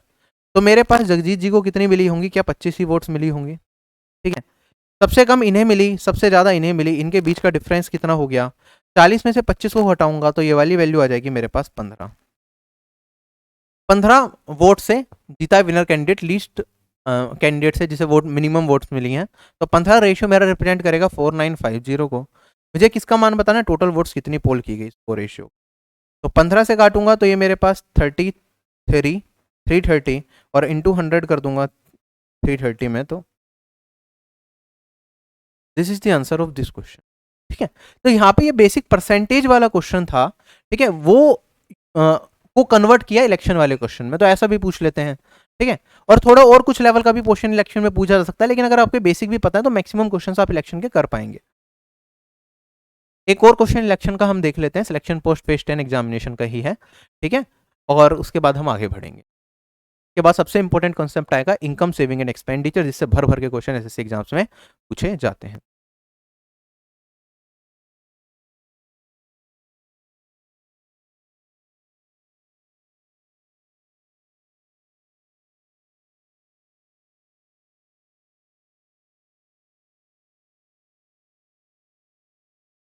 अब देखो यहाँ पे क्या दे रखा है, एक इलेक्शन है जिसमें दो कैंडिडेट्स के बीच में 90% वोटर्स क्या कर सकते हैं, अपने वोट्स को कास्ट कर सकते हैं, जिसमें से सॉरी 90% वोटर्स ने वोट डाली, जिसमें से 5% वोट्स क्या हो गई, इनवैलिड हो गई।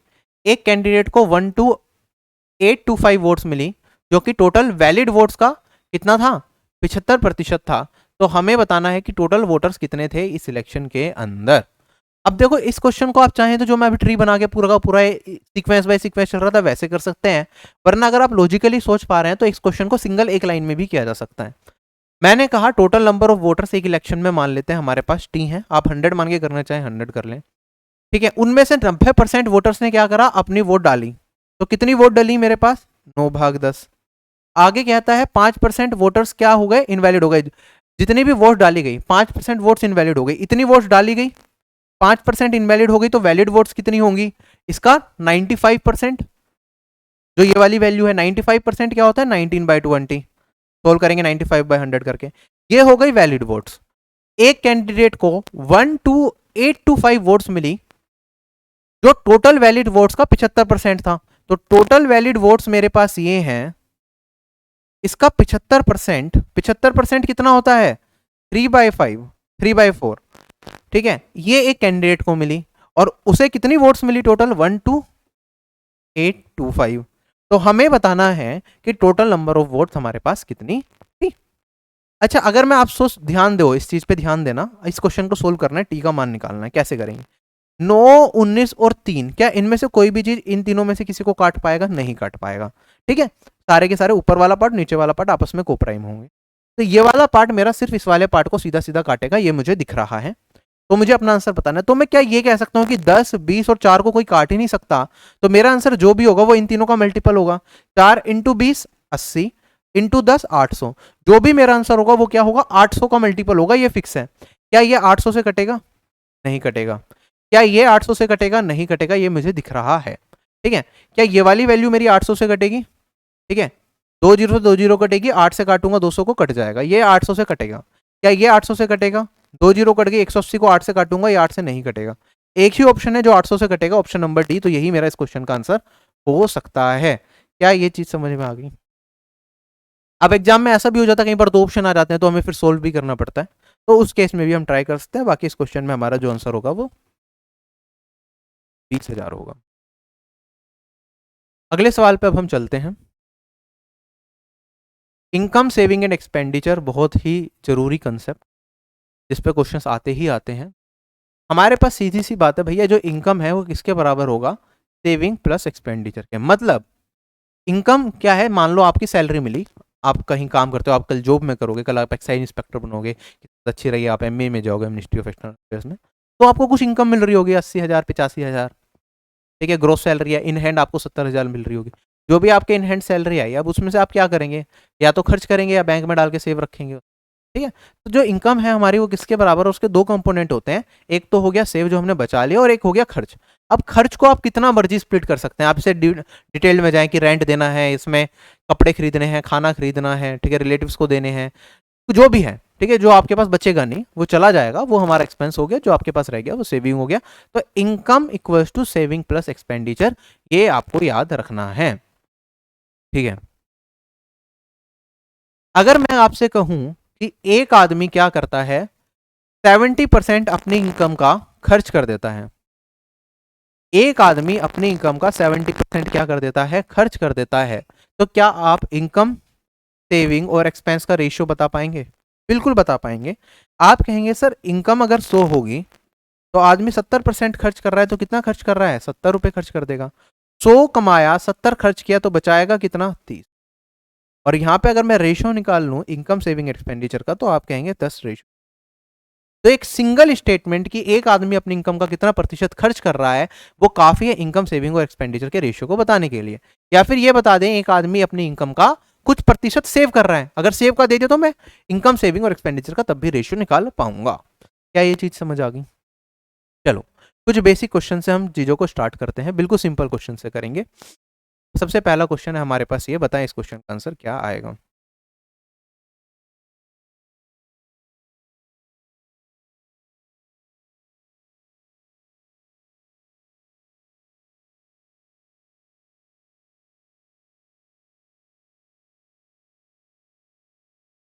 कहता है ए और बी की इनकम का रेशियो है 3:5, लेकिन और उनके एक्सपेंडिचर का रेशियो है 4:7।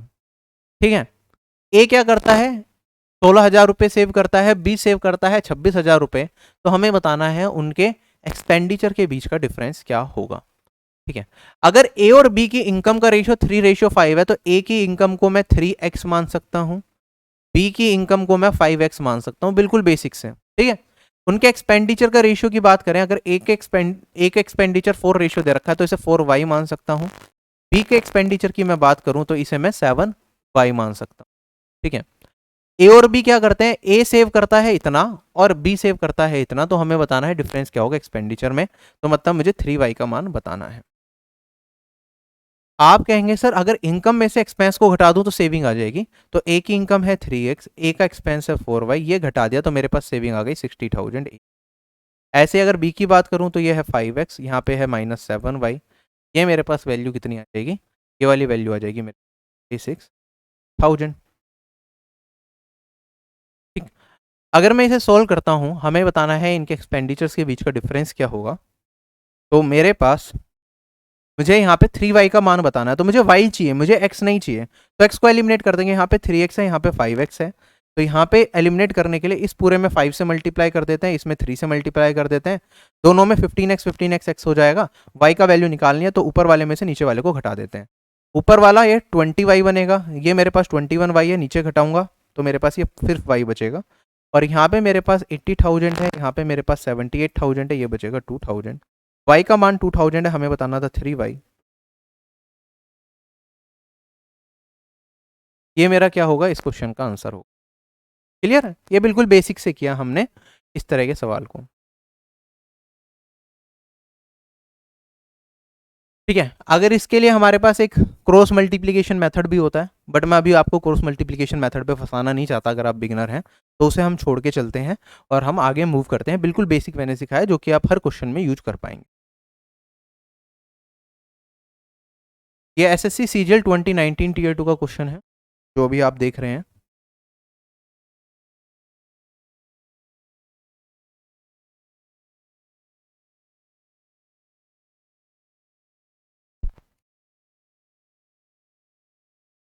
हुआई वाला क्वेश्चन करें ट्राई। देखो क्या दे रखा है हमें क्वेश्चन के अंदर, the ratio of the monthly incomes of X and Y is 5:4। X और वाई की मंथली इनकम का रेशियो हमें 5:4 and that of their monthly expenditures is 9:7। इनके एक्सपेंडिचर्स का रेशियो दे दिया। कहता है the income of Y is equal to the expenditure of X. Y की जो इनकम है ये एक्स के एक्सपेंडिचर के बराबर है। तो हमें बताना है कि रेशियो क्या होगा सेविंग्स का एक्स और वाई का। तो हमें ये दोनों इक्वेट करना पड़ेगा। अब इक्वेट कैसे करेंगे, इन दोनों को इक्वल बनाना है हमें।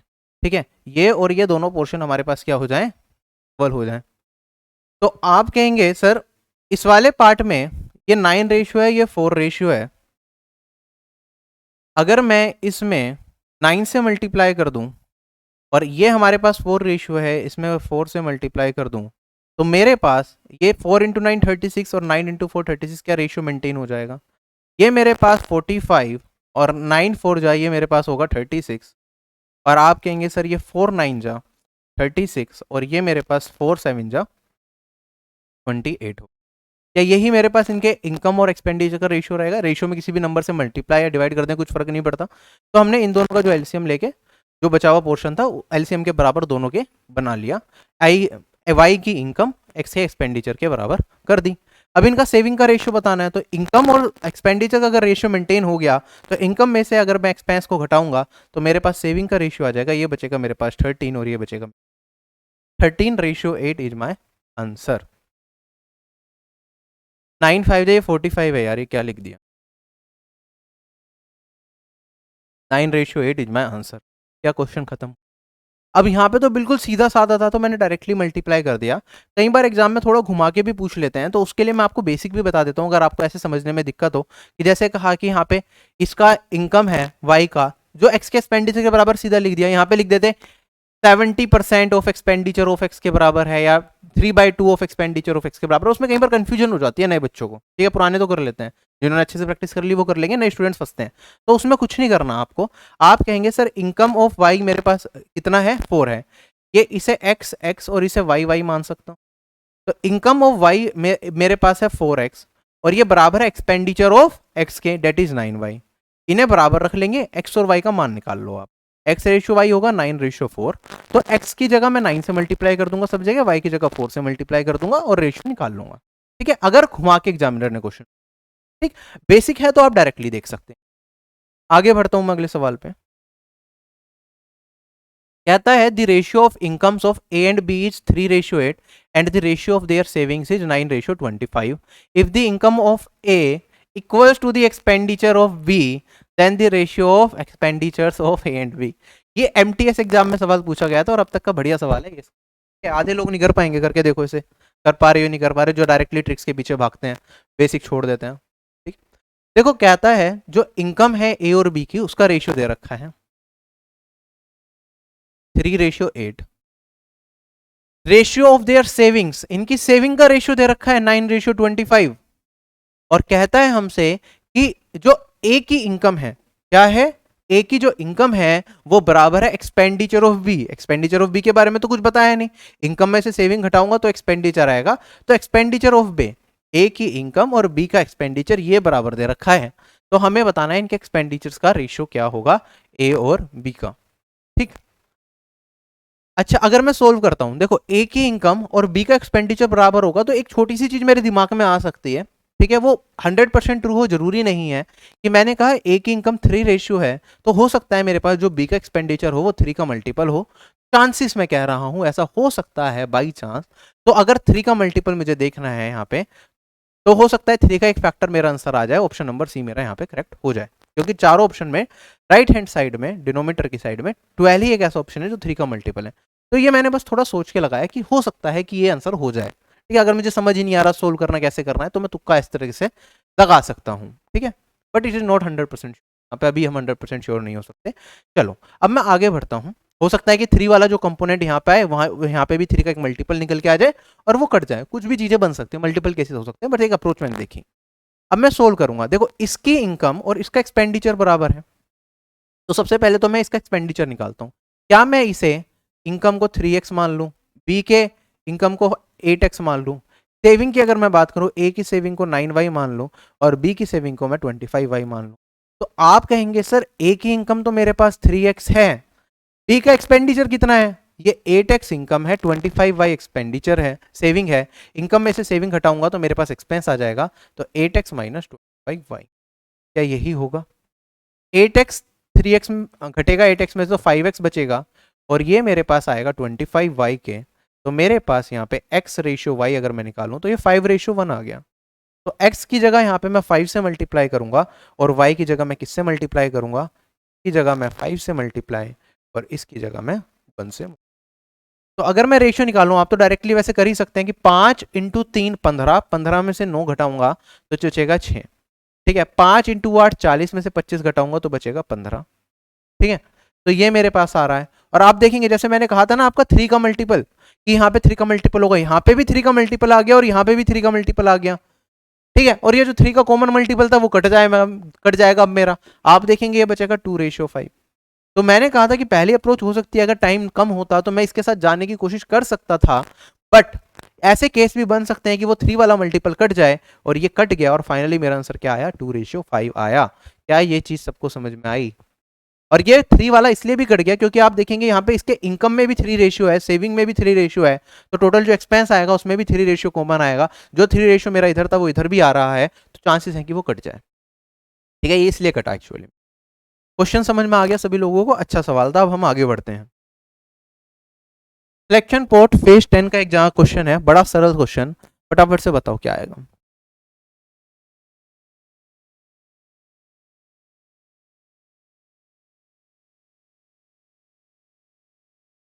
कहता है राज की मंथली इनकम थी 12,000 रुपए और उसकी मंथली सेविंग थी 8500 रुपए। ठीक है, अगले साल क्या हुआ, इसकी इनकम 10% बढ़ी, इसका एक्सपेंडिचर भी 10% बढ़ा। तो हमें बताना है परसेंटेज इंक्रीज और decrease in his saving. Saving में क्या चेंज आएगा? अरे मेरे भैया आप ये बताओ कि income equals to saving plus expenditure होता है। ठीक है, अगर इनकम को मैं क्या कर रहा हूं, 10% से बढ़ा रहा हूं, से मुझे एक्सपेंडिचर को भी मैंने क्या करा, 10% से बढ़ा दिया, तो सेविंग भी तो 10% बढ़ानी पड़ेगी, तभी तो इक्वेशन मेरी सेटिस्फाई करेगी। ये दो चीज अगर 10-10%, टोटल मेरा नेट 10% बढ़ रहा है, ठीक है, एक्सपेंस अगर 10% बढ़ा तो सेविंग भी 10% बढ़ेगी, तभी तो मेरी इनकम 10% बढ़ेगी। एक छोटे से एग्जाम्पल से समझो, मेरे पास इनकम है 100 रुपए, ठीक है, कोई भी वैल्यू आप अपने मान मर्जी से ले लें। मैंने कहा मेरा एक्सपेंस है 70%, तो मेरा एक्सपेंस होगा 70 और सेविंग होगी 30। ठीक है, मैंने क्या करा, इनकम को 10% बढ़ाया तो इनकम बढ़ गई 10 से। ठीक है, अगर मैं एक्सपेंस को 10% बढ़ाता हूं तो मेरे पास ये बढ़ गया 7 से, तो सेविंग कितनी बढ़ेगी? आप बताओ कि सर इसमें से इसे घटाऊंगा, 10 में से 7 को घटाया 3, तो सेविंग मेरी बढ़ी 3 से, तो क्या ये इसका 10% है? बिल्कुल है। ठीक है, अगर ये इनकम और एक्सपेंडिचर दोनों बराबर आ गए तो सेविंग भी मेरा उसी परसेंट के बराबर होगा। तीनों में से कोई भी चीज अगर दो इक्वल हो गई तो तीसरी चीज भी मेरी वो ही रहेगी। क्या ये चीज समझ में आई सभी लोगों को? चलें क्या आगे?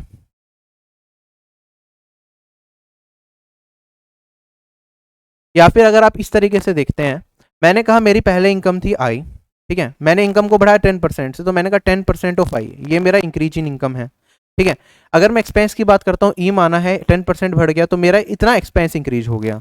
ठीक है, इनकम माइनस एक्सपेंस करेंगे तो मैं यहाँ पे 10% को कॉमन ले लूंगा, 10% इनकम माइनस एक्सपेंस, ये आएगा मेरे पास।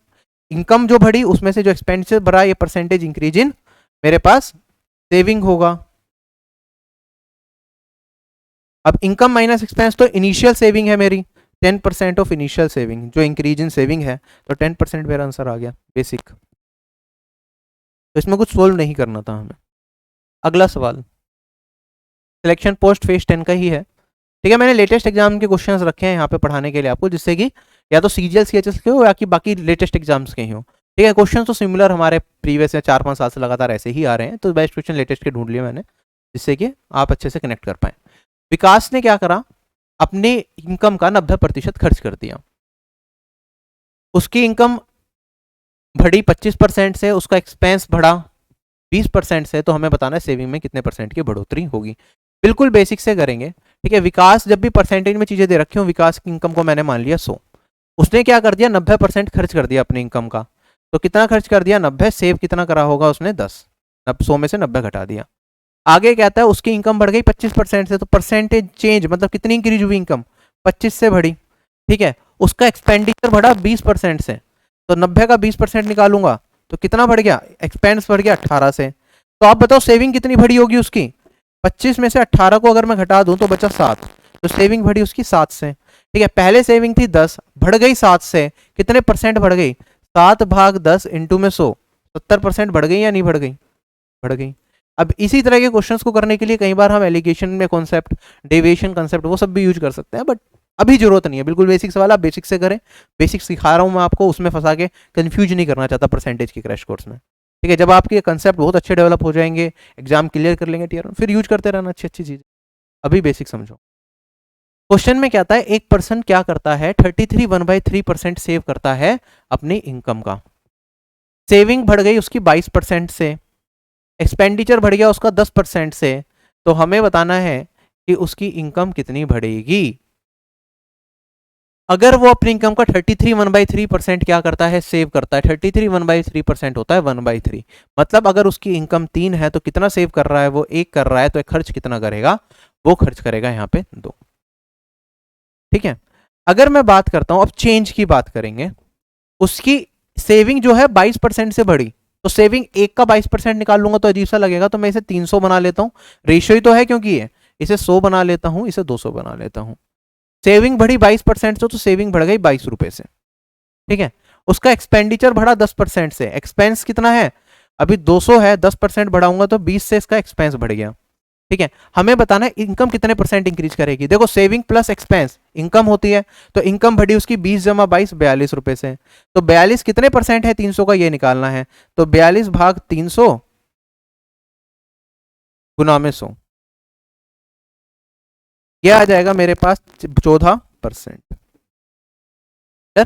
ये बेसिक्स कर रहे हैं। ठीक है। जब प्रैक्टिस सेशंस में लाऊंगा वहां पे स्पीड में कर रहे होंगे सारे क्वेश्चंस, अभी हम सब कुछ समझते हुए चल रहे हैं।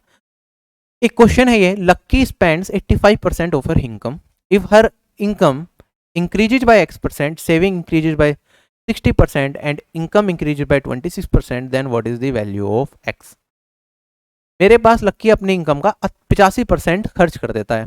तो इनकम की बात करूंगा, इनकम को 100 मान लूंगा, परसेंटेज में दे रखा है, तो खर्च कितना कर रहा है 85%, तो सेव कितना कर रहा होगा, तो आप कहेंगे सर 100 में से 85 घटाएंगे तो सेव कर रहा होगा वो 15। आगे कहता है उसका एक्सपेंडिचर X% से इंक्रीज करता है, और X का ही मान निकालना है तो एक्सपेंडिचर को छोड़ दिया। सेविंग इंक्रीज करी 60% से, तो इसका 60% निकाल लूंगा। 8.5 इंटू 6 अगर मैं करूं तो ये वाली वैल्यू मेरे पास 17 चौक 68। इनकम बढ़ गई, सॉरी 17 3 51, एक्सपेंस बढ़ गया इतने से। इनकम 26% से इंक्रीज करती है, इसका 26% निकालूंगा। सेविंग इंक्रीज हुई है 60 से, यार गलत कर दिया सॉरी। सेविंग इंक्रीज अगर 60 से करी है तो इसका 60% निकालेंगे। 1.5 इंटू 6 9। सेविंग इतनी बढ़ी है, इनकम इंक्रीज हुई है 26 से, तो 26 इसकी इनकम बढ़ गई। तो एक्सपेंडिचर कितना परसेंट इंक्रीज हुआ ये बताना है। तो इनकम में से सेविंग को घटाऊंगा तो मेरे पास एक्सपेंडिचर की वैल्यू निकल के आएगी। 26 माइनस 9 इज 17। अब देखो कितना परसेंट इंक्रीज हुआ है, 17 बढ़ा है 85 में से। 85 का 17 कितना है 20%। ये ओरली आप देख सकते हैं या नहीं देख सकते। 17 इंटू 5 85 होता है, तो इसका 5 गुना है। जो इंक्रीज हुआ है वो 1/5 इंक्रीज हुआ है टोटल का, तो 1/5 कितना होता है 20%। TGL 2021 tier 1। एक पर्सन 65% अपनी इनकम का खर्च करता है, इनकम बढ़ी 20.1% से, एक्सपेंडिचर इंक्रीज हुआ 20% से। By what percent does the saving increase और डिक्रीज, सेविंग कितने परसेंट से इंक्रीज और डिक्रीज होगी। CGL 2021 tier 1। सीजीएल 2021 टीयर 1 के जो सॉल्यूशंस कराए थे उसमें एक क्वेश्चन करवाया हुआ है। आप लोग बिल्कुल सेम टाइप का है जो भी मैं करा रहा हूँ, क्योंकि इस टाइप के मैक्सिमम क्वेश्चन आते हैं, इसलिए 3-4 क्वेश्चन मैंने यहाँ पे लिए। ये होमवर्क में ट्राई करना है, कमेंट सेक्शन में कमेंट करके बताना है इस क्वेश्चन का आंसर क्या आएगा।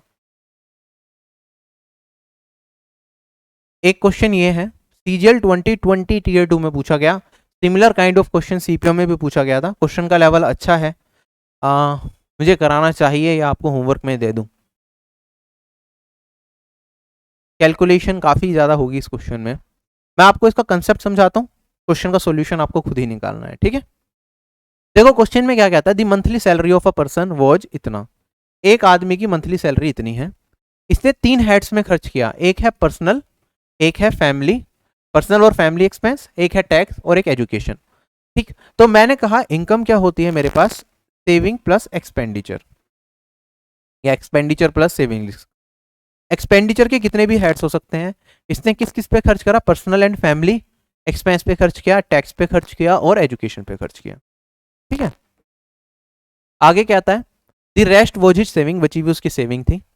पी वॉज 50% ऑफ इनकम, जो पी है वो इनकम का 50% था। तो अब सोल्व करना स्टार्ट करते हैं, थोड़ा थोड़ा लिखना स्टार्ट करते हैं वरना भूल जाएंगे।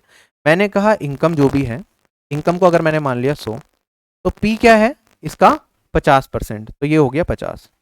फिर आगे कहता है ई वॉज 20% ऑफ पी, जो एजुकेशन पे एक्सपेंस है वो 20% है पी का, इसका 20% निकालूंगा तो मेरे पास ये वाली वैल्यू क्या आएगी 10 आ जाएगी।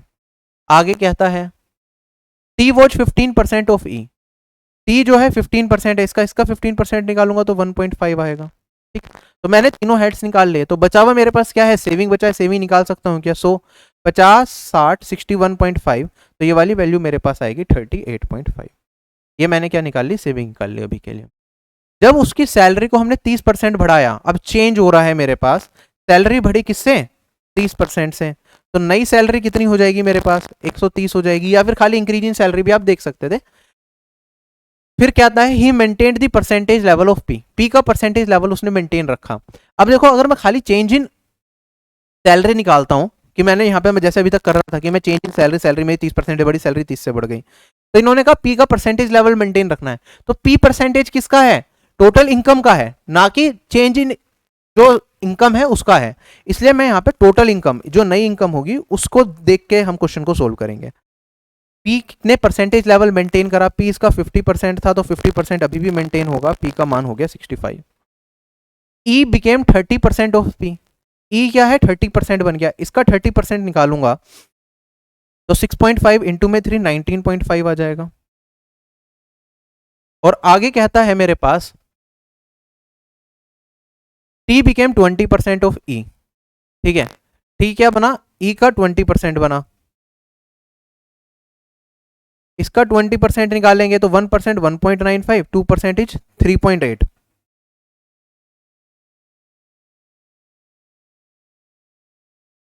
ऐसा कुछ होगा हमारे पास।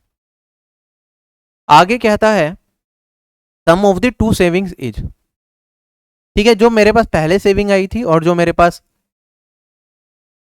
नई सेविंग है उसका सम क्या होगा। अगर इस केस में मैं सेविंग निकालता हूं तो मेरे पास वैल्यू क्या आएगी, 65 यहाँ गए, 3.8 और 19.5, ठीक है, ये मेरे पास 23.3 होगा, 65 में ऐड करेंगे 98.3 आएगा, 130 में से 98.3 को घटा दो 31.7 आएगा। इन दोनों का अगर पहले सेविंग इतनी थी, अब सेविंग इतनी है, तो मेरे पास ये वाली वैल्यू हो जाएगी 2, 1 कैरी फॉरवर्ड हो जाएगा। एंड इसका मान मुझे बताना होगा, मुझे इनिशियल इनकम दे रखी थी 100%, मेरा किसके बराबर था, इसके बराबर, तो 1% का मान कितना आ जाएगा, 1600।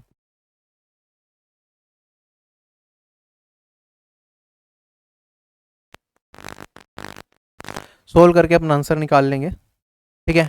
एक पॉइंट हटाऊंगा तो एक जीरो, फिर एक लास्ट में एक जीरो आएगी, ठीक है, पूरा मल्टीप्लाई कर दो, 16 को 2 से करूंगा 32 आएगा, और 16 7 जा हमारे पास यहाँ पे 112 आएगा। कोई कैलकुलेशन में मिस्टेक हो गई क्या हमारी। The sum of the two savings in rupees is,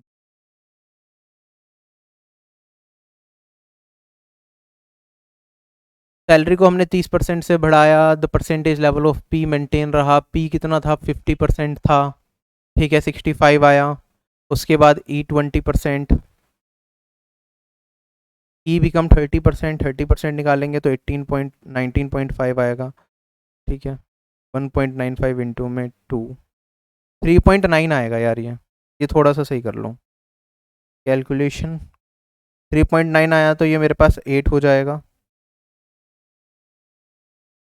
नहीं 8 नहीं 6 हो जाएगा, सॉरी है, एक कम हो जाएगा, तो ये 1 हो जाएगा, और ये मेरे पास 160 है, तो यहाँ पे 16 आएगा, जीरो आएगा,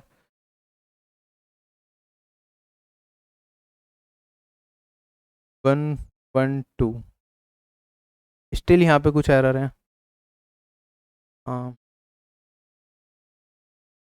68 88 यार, ये 31 की जगह 41 होगा, ये 80.1 होगा, ये 128 होगा, really sorry for this mistake, ठीक है, this is my answer.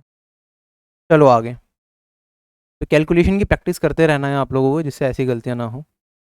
The ratio of the income of A and B in 2020 was 5:4. The ratio of the individual incomes in 2020 and 2021 were 4:5 and 2:3 respectively. If the total income of A and B in 2021 was इतना, then the income of B in 2021. देखो 2020 की बात कर रहे हैं सबसे पहले हम, 2020 के अंदर ए और बी की इनकम दे रखी है मुझे 5:4, फिर कहता है कि उनकी इंडिविजुअल इनकम का रेशियो 2020 और 2021 में 4:5 और 2:3 था। ठीक है, अगर मैं एक ही बात करता हूं, अगर एक ही इनकम देखूं मैं 2020 के अंदर, तो अगर मेरे पास वो वाली इनकम कितनी थी 2001 की इनकम की बात कर रहे हैं, 2020 के अंदर वो थी 2021, ये 4:5 थी। और अगर मैं बी की इनकम देखता हूँ 2020 और 2021 के अंदर, तो ये वाली वैल्यू मेरे पास कितनी है 2:3। तो हमें बताना है अगर ए और बी की इनकम 2021 में टोटल इतनी है, तो बता दो कि बी की इनकम 2021 में कितनी होगी। ठीक है, अगर आप इसे सोल्व करेंगे, देखो 2020 के बारे में मुझे दे रखा है कि 2020 का रेशियो क्या है। ए की इनकम 2020 में अगर मैं मान लेता हूँ ये 5y है या 5x है, ये 4x होगी। ठीक है, ये वाली इनकम की बात करूं मैं, ए की इनकम की 2020 और 2021 में दो अलग रेशियो हैं, तो इसे वाई वाई मान लेता हूं और इसे जेड जेड। तीन रेशियो मैंने थोड़ा सिंप्लीफाई करने की कोशिश करी है, कुछ नहीं, अभी टेंशन नहीं लेनी बिल्कुल भी। ठीक है, अब हमने कहा ए की इनकम 2020 में कितनी है, यहाँ पे 4y है, यहाँ पे ए की इनकम 5x है, तो x और y का रेशियो मैं निकाल सकता हूँ क्या? आप कहेंगे सर 4x 5y के बराबर हो जाएगा, 4y equals to y ratio x मेरे पास बराबर आ जाएगा 5:4 के। अगर ये 5:4 के बराबर है, तो यहाँ पे मैं सिंप्लीफाई करने के लिए इसमें मल्टीप्लाई कर सकता हूँ कि इस वाले के अंदर मैं यहाँ पे y के अंदर 5 से मल्टीप्लाई कर दूं और इसके अंदर 4 से मल्टीप्लाई कर दूं। ठीक है, आगे बात करते हैं। अब मेरे पास यहाँ पे z की अगर मैं बात करता हूँ, यहाँ पे b की बात करते हैं। b का 2020 में यहाँ पे सैलरी है 16x, और यहाँ पे b की 2020 के अंदर सैलरी है 2z। ठीक है, तो अगर हमें इस सैलरी को इक्वेट करना होगा तो हम क्या करेंगे, रेशियो मेंटेन करना है। तो यहाँ पे आप देखेंगे ये 2 रेशियो है, यहाँ पे ये 16 रेशियो होगा बेसिकली, तो 8 से मल्टीप्लाई कर सकते हैं। इस वाले में हम 8 से मल्टीप्लाई कर देंगे, रेशियो मेरे क्या हो जाएंगे, मेंटेन हो जाएंगे। अगर रेशियो मेंटेन हो गए तो मेरे पास यहाँ पे 2021 की बात चल रही है, ए और बी की 2021 की सैलरी अगर मैं निकालता हूँ, तो मेरे पास यहाँ पे वैल्यू आ जाएगी 5 × 5 25 ए की, और बी की मेरे पास आ जाएगी 2021 की 18। कंबाइंड सैलरी मुझे मेरे पास आ गई 43 रेशियो। 43 रेशियो किसे रिप्रेजेंट करेगा, 705,600 को। और मुझे किसका मान बताना है, मुझे बताना है बी की सैलरी कितनी है। बी की सैलरी है 18 रेशियो, 18 रेशियो का मान निकाल लेंगे। ठीक है, आप एक चीज देख सकते हैं यहाँ पे, अगर मैं ऑप्शन से करने की कोशिश करूं, जो ये वाली वैल्यू है 18 रेशियो, इसके आधे से कम है या नहीं है, 43 है, 43 का आधा 21.5 होता है, ये आधे से कम है, तो इसके आधे से कम मेरा ये वाला मान होगा। 7 लाख कुछ है, इसका आधा होगा 3.5 लाख, 3.5 लाख से थोड़ी सी कम मेरी वैल्यू होगी। 3.5 लाख से कम वैल्यू कौन कौन सी जा रही है, या तो ये है या ये है, इन दोनों में से आंसर होगा, ये नहीं होगा। मुझे 18 रेशियो का मान बताना है। देखो 43 और 18 आपस में कोप्राइम है, तो मेरे पास जो आंसर आएगा वो 18 का मल्टीपल होगा। 18 का मल्टीपल इन दोनों में से कौन सा आंसर है वो चूज कर सकते हैं। 18 का मल्टीपल मतलब 9 का मल्टीपल, तो कौन सी वैल्यू मेरी 9 से कंप्लीटली कटेगी, वो आंसर होगा। अगर मैं देखूँ ये मेरा 9 से नहीं कट रहा, क्या ये वाली वैल्यू 9 से कट रही है मेरी, 7 5 12 18, ये 9 से कट रहा है, तो यही मेरे सवाल का उत्तर होगा। ठीक है, तो डायरेक्टली हम इसे सोल्व कर सकते हैं। ठीक है, ये मैंने बहुत बेसिक अप्रोच बताई। अगर बेसिक अप्रोच से आप इस क्वेश्चन को सोल्व करते हैं कि हमने रेशियो मेंटेन कर लिया फिर क्वेश्चन को सोल्व कर लिया, बाकी और कैसे कर सकते हैं वो बेटर तरीका हम देखते हैं एक बार। ये ए और बी की अगर मैं बात करता हूँ, यहाँ पे ये 4:5 था मेरे पास, ये वाली वैल्यू मेरे पास थी इनिशियली 5:4, और मुझे मेरे पास ये वाली वैल्यू थी 2:3। अगर रेशियो मुझे मेंटेन करने हैं, ठीक है, ए की सैलरी 2020 में है 5 रेशियो, यहाँ पे दे रखा है 4, तो मुझे रेशियो मेंटेन करने के लिए, क्योंकि मुझे 2021 की ए की सैलरी और 2021 की बी की सैलरी चाहिए, तो मैं क्या कर लेता हूँ, इसमें इसे 5 रेशियो बनाना है। तो 5 रेशियो कैसे बनाएंगे, आप कहेंगे सर इसमें पहले 1/4 से मल्टीप्लाई कर दूं और फिर 5 से मल्टीप्लाई कर दूं। मैं क्या करूं इसमें, अगर इसे मुझे ए की 2020 की सैलरी को 5 रेशियो बनाना है, तो पहले इसे 4 को एलिमिनेट करने के लिए 1/4 से मल्टीप्लाई, तो ये 1 हो गया। अब 5 से मल्टीप्लाई कर दूंगा तो ये 5 रेशियो आ जाएगा। क्या ये चीज समझ में आई, रेशियो मेंटेन हो जाएगा। ऐसे ही अगर मैं बी की बात करता हूं, बी की सैलरी मेरे पास यहाँ पे 2020 की यहाँ पे 4 दे रखी है, यहाँ पे 2 रखी है। 4 बनाने के लिए क्या करूँ, इसमें 2 से मल्टीप्लाई करूँ। ठीक, तो अब मेरे पास यहाँ पे ए और बी की सैलरी निकाल लो। ए और बी की 2021 की सैलरी का रेशियो क्या होगा। ए की सैलरी होगी 2021 की 5 इंटू 5/4, 25/4, और बी की सैलरी का रेशियो हो गया मेरे पास 3 इंटू 2, 6। अब इसे 2021 की 2:3 ही था ना। ठीक है,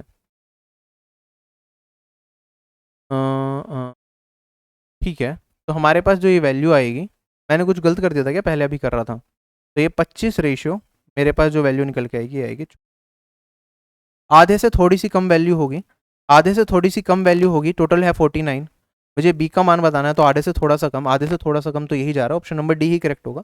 पहले हम डिविजिबिलिटी से कर रहे थे तब भी आ रहा था, वहां पे कैलकुलेशन में कोई मिस्टेक करी होगी। ठीक, चले आगे। तो 49 रेशियो हमारा बराबर है 705,600 के। हमें बतानी थी वैल्यू 24 रेशियो की। 24 रेशियो हमारा सोल्व करके आ जाएगा 345, क्योंकि बाकी की जो दोनों वैल्यूज है मेरे पास, ये आधे से बड़ी है, ये आधे से बड़ी है, आधे से छोटी और बहुत पास है, तो ऑप्शन नंबर डी ही करेक्ट हो सकता है। अगला सवाल हमारे पास,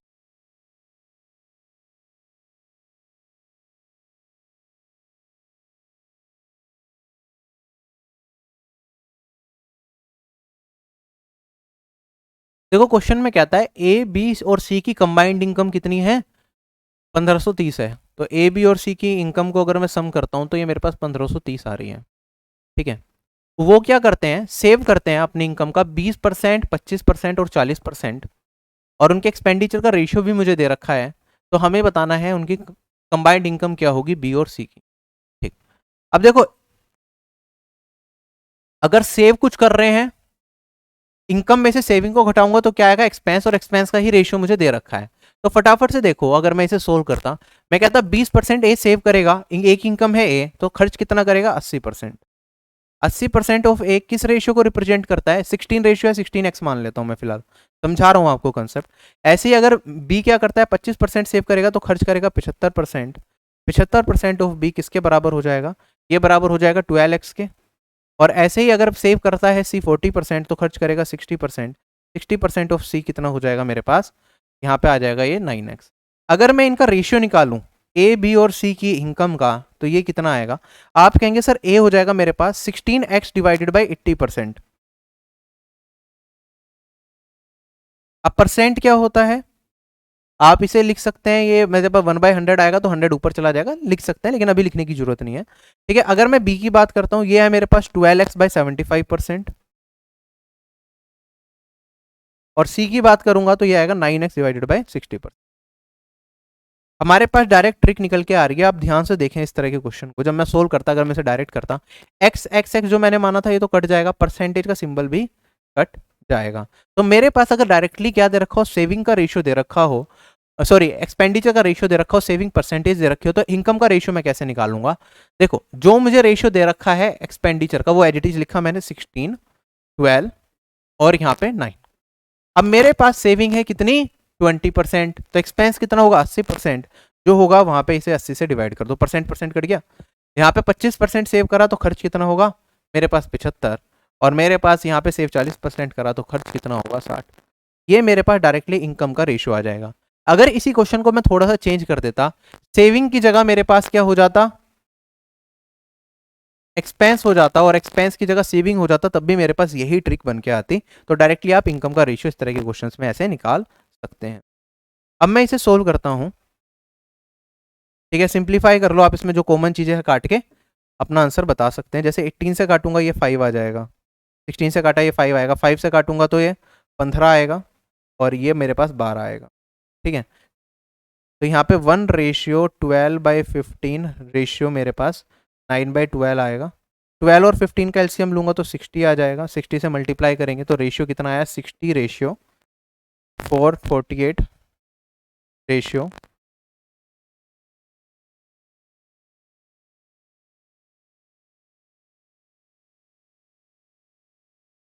क्लियर है।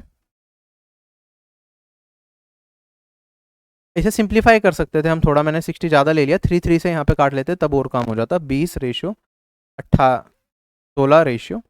ये रेशियो आ गया। टोटल इनकम कितनी है मेरे पास, 3651। ये किसके बराबर है, 1530। दिख रहा है 30 टाइम्स जा रहा है। हमें कंबाइंड इनकम बी और सी की बतानी है, 16 + 51 31 रेशियो की बतानी है, 31 × 30। ये हमारा इस क्वेश्चन क्लियर। अगले सवाल पे चलते हैं, लास्ट टाइप है हमारे पास, देखो इसे।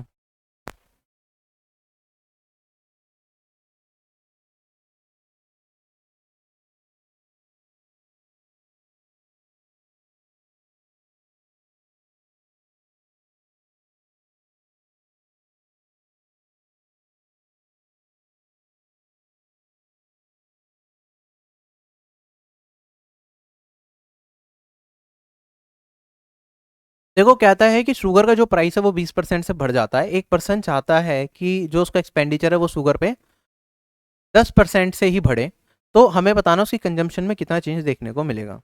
ठीक है, कैसे करेंगे।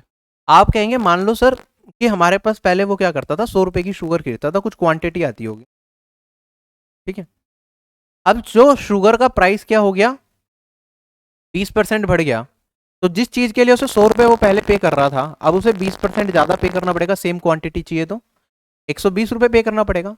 एग्जाम्पल से मान लो चीनी है 100 रुपए किलो, ठीक है, तो 100 रुपए में आप 1 किलो चीनी की कंजम्पशन कर रहे हो, चीनी की कीमत 20% बढ़ गई तो चीनी होगा 120 रुपए किलो, तो 120 रुपए आपको देने पड़ेंगे तभी आप चीनी खरीद पाएंगे। मतलब जितने परसेंट मेरा क्या हुआ, प्राइस बढ़ा, उतने ही परसेंट मुझे अपना खर्चा भी बढ़ाना पड़ेगा, तब जाके मेरे पास सेम कंजम्पशन रहेगी।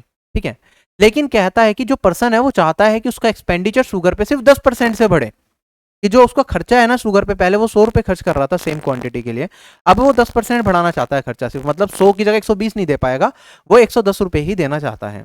ठीक है, शुगर की कीमत है 120, वो दे रहा है 110, तो क्या अब वो कम क्वांटिटी खरीद पाएगा, क्योंकि कीमत ज्यादा देनी पड़ेगी सेम क्वांटिटी रखने के लिए। तो हमें समझ आया कि हाँ उसकी कंजम्पशन में कुछ परसेंटेज डिक्रीज देखने को मिलेगा।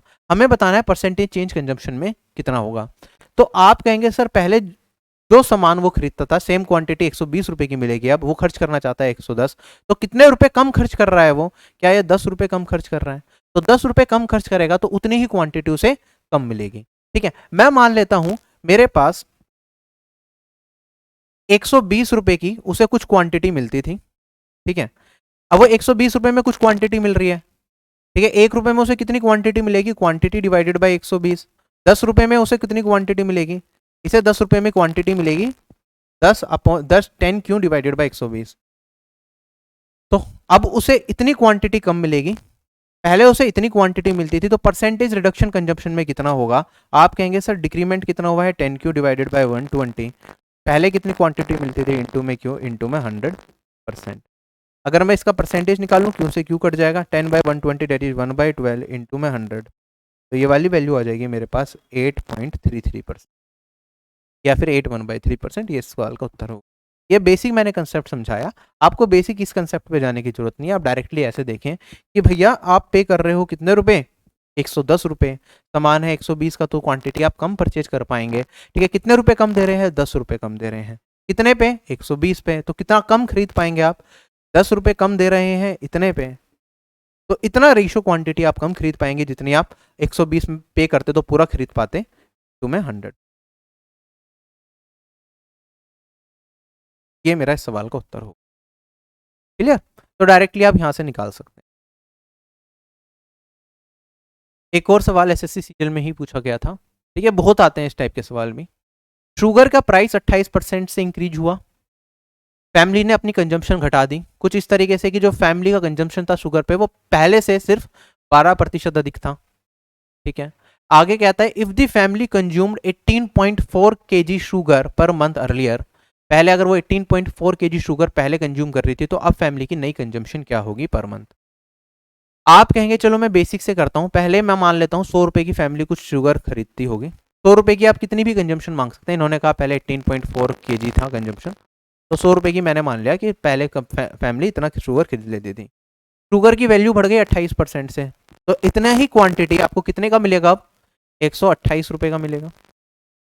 ठीक है। अब फैमिली क्या चाहती है, जो अपने एक्सपेंस है, खर्चा है शुगर के ऊपर, वो सिर्फ 12% से इंक्रीज करना चाहती है। फैमिली पे करना चाहती है सिर्फ 112 रुपए।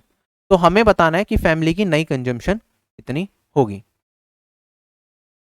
क्या आएगा इस क्वेश्चन का आंसर? कैसे सोल्व करेंगे इस चीज को, बताओ।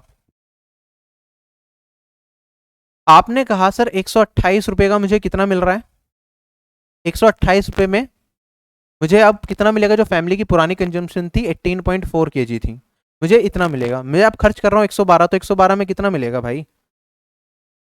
18.4 डिवाइडेड बाय 128 इंटू में 112। क्वेश्चन हो गया खत्म। ठीक है,